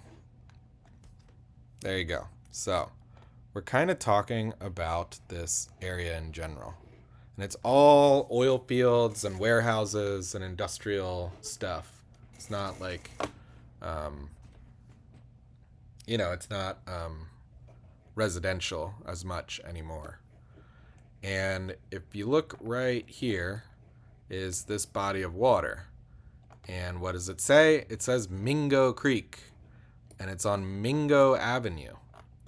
And I believe that Mingo Ave, basically right here, is where the Great Minkus Path would have ended, or it would have ended somewhere over here, where Mingo Ave, somewhere between 76th and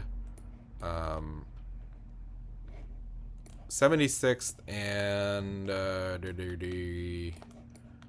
78th, you know. So this area, I actually tracked it down. I'm gonna lay this all out in a video properly. I can't do it justice right now. But this dot right there, and then this spot right here, I think this might be where the Great Minkus Path ended or began in Philadelphia. And then this little patch is a little green spot that if you follow, there's a wet patch here that was the remnant of an ancient creek that then cuts south. There you go. This is a remnant here of a creek. What did I? Oh, George Smith map, 1862 map of Delco. So, per that map, this is an ancient creek, which then cut across here, I believe, or down. Yeah, this is the old Mingo Creek. So, you know, it goes under these buildings and then emerges here, and this is Mingo Creek. Okay, so that's kind of the lay of the land. That's what we're looking at.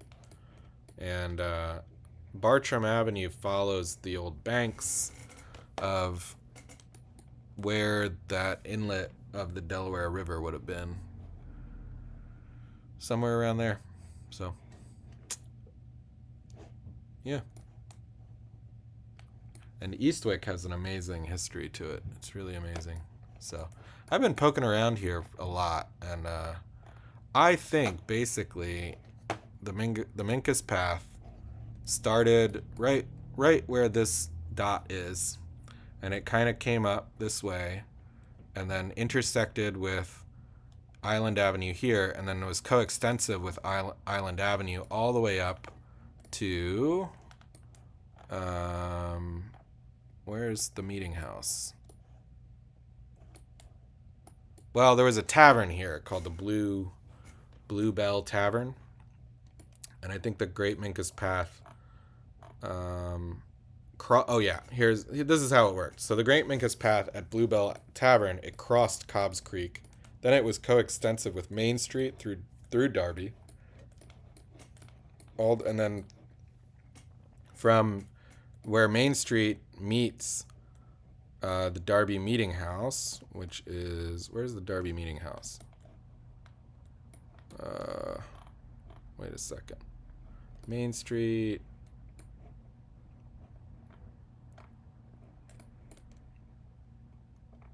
Oh, there we go. Darby Friends Meeting.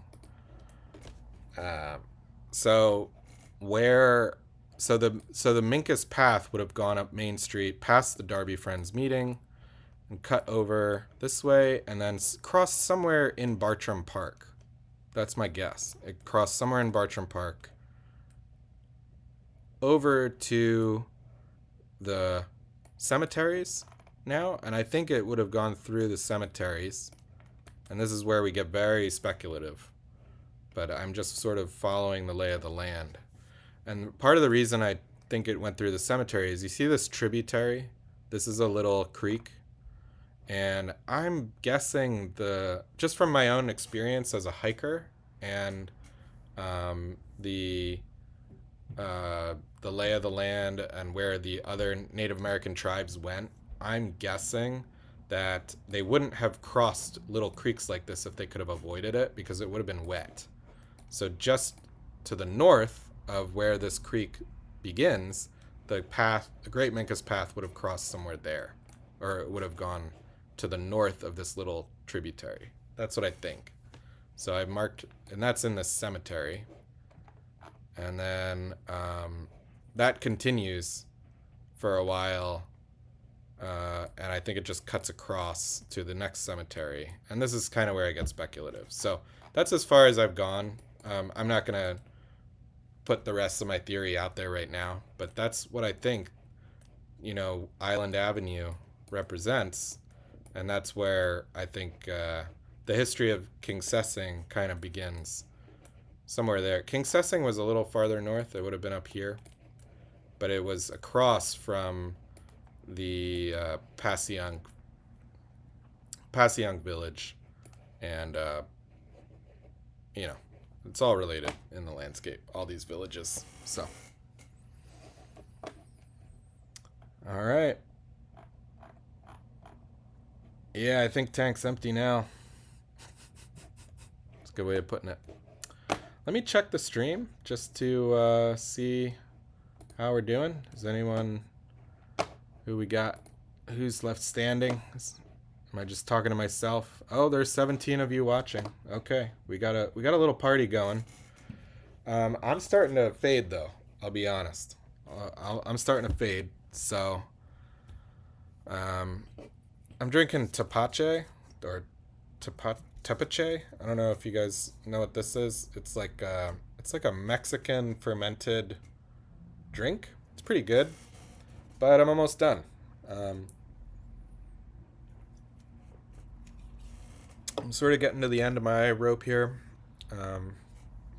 Honestly, we didn't add as many places to the map as I'd been hoping, but it still is interesting, It's interesting to see the old drawing of Mingo Creek, for sure. And there was a dam, I guess. That's interesting. They dammed it up. So yeah, I'm trying to do more of these streams. I'll just, I'd really like to do at least one a week, but I'm not gonna hold myself to that kind of schedule. I'm just gonna try, on Thursday evenings. Seems to be a good time for me, so I'll try to do some streams then. And yeah, come on out to Man Full of Trouble for Tamanend Day. Gotta advertise that. I've organized a little event for everyone at Man Full of Trouble Tavern. Let me see. I can see. Let's see what happens if I Google Tamanend Day. I wonder if my flyer will come up at all. Probably not. That would be crazy if it did. Oh, there I am. Look at that. When you Google Tamanend, one of my videos comes up.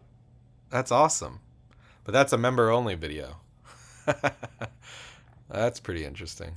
Okay. Oh, look. A couple of my videos come up when you Google Tamanend Day. Really interesting. But yeah, no, I guess my flyer doesn't come up. Oh, it's so interesting to see that what the algorithm picks up. So let's do Man Full of Trouble. Anything there? Nope. Okay, then let's do Succession, because Man Full of Trouble Tavern, which is the oldest colonial tavern in the city, is run by Succession Fermentory. Oh, wait. Fermentory? Fermentory? Did I get that right? Fermentory. Okay. Is my flyer coming up at all? No. So Google doesn't have my flyer at all. But there it is. There's the flyer. This is my Instagram, which you can also follow me on Instagram if you haven't already. Here are all the details. This is a little event that I'm organizing next week for Tamanend Day to celebrate this great Lenape leader. And he's the guy who signed the treaty with William Penn. And he's very important. We should all know who he is in Philadelphia because he gave us the land for this city. So, yeah, come on out. Let's celebrate Tamanend Day. It's going to be the first time in 100 years that I know of that this celebration has been done in this tavern. Um, and it's going to be pretty cool. I think we should bring it back. It used to be celebrated in Philadelphia. Tamanend Day was celebrated all up and down the East Coast and as far west as the Ohio River Valley and even maybe St. Louis. Not even sure. Not sure about that, but it was a national holiday in the colonial era. And yeah, so come out and celebrate. All right, let me check the comments. Hey, can I clean Tamanend's blackguard circular plate on the front? I don't think they want it to be cleaned. Sometimes those things have historic value, and the patina is worth a lot. So before you clean it, I would check with them. Check with the parks in the city.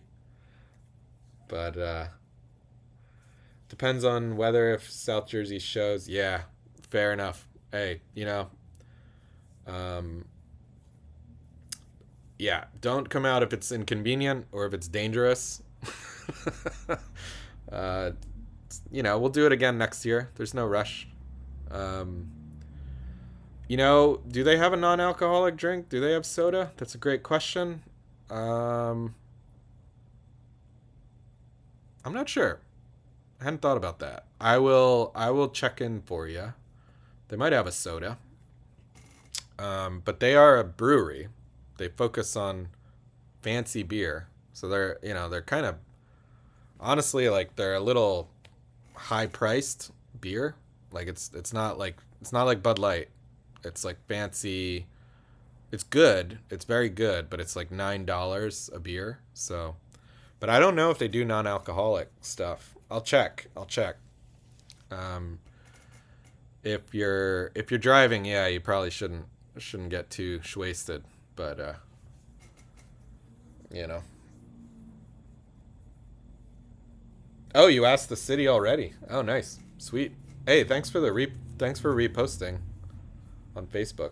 Yeah, it's on my Facebook. Go to Saul Good Facebook page. You'll see it there.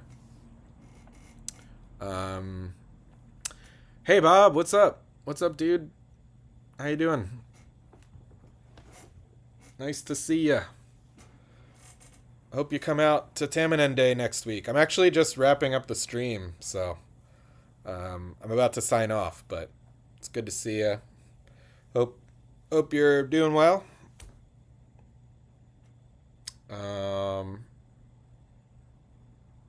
Yep, bottled water always works. Maybe I'll bring a couple of these Mexican sodas or whatever. I don't know. I'll talk to them tomorrow and see what they want to do. Makes sense. I was trying to organize. I know some guys who run a food truck here in Philly. They do awesome sandwiches in West Philly, and I was trying to get them to show up, but they couldn't make it work. There's no good place to park a food truck in that part of the city, and it's just like too much for them. They would have had drinks probably, but alas, that's not the case. Also, I'm not sure what this music situation's gonna be. It's a little strange. There was supposed to be some musical performance, but it might have gotten moved to a different day. So it might just be me, guys. It might just be me sitting around in this pub talking about Tamanend, which I'm fine with, but um, so who knows? Who knows what to expect? I'm gonna try to check in tomorrow and nail down the plan, but yeah, it should be fun. Stop on by if you can. I'll be there from 5 p.m. till whenever. So I wanted to have some merch to sell, but that's also not going to work out, I don't think. So it really just might be me. This is the first time I'm ever doing an event related to this channel. So I'm just figuring out what works, what doesn't, and we'll do more events like this. Maybe once a quarter, something like that. We'll do a meet and greet. And should be fun though. So I hope to see you all there.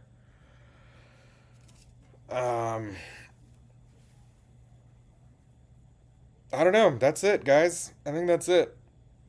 thanks for stopping by the stream. Bob, I'm sorry you only joined late, but yeah. Thanks, everybody. Hope everybody sleeps well. Take care. See ya. Bye bye.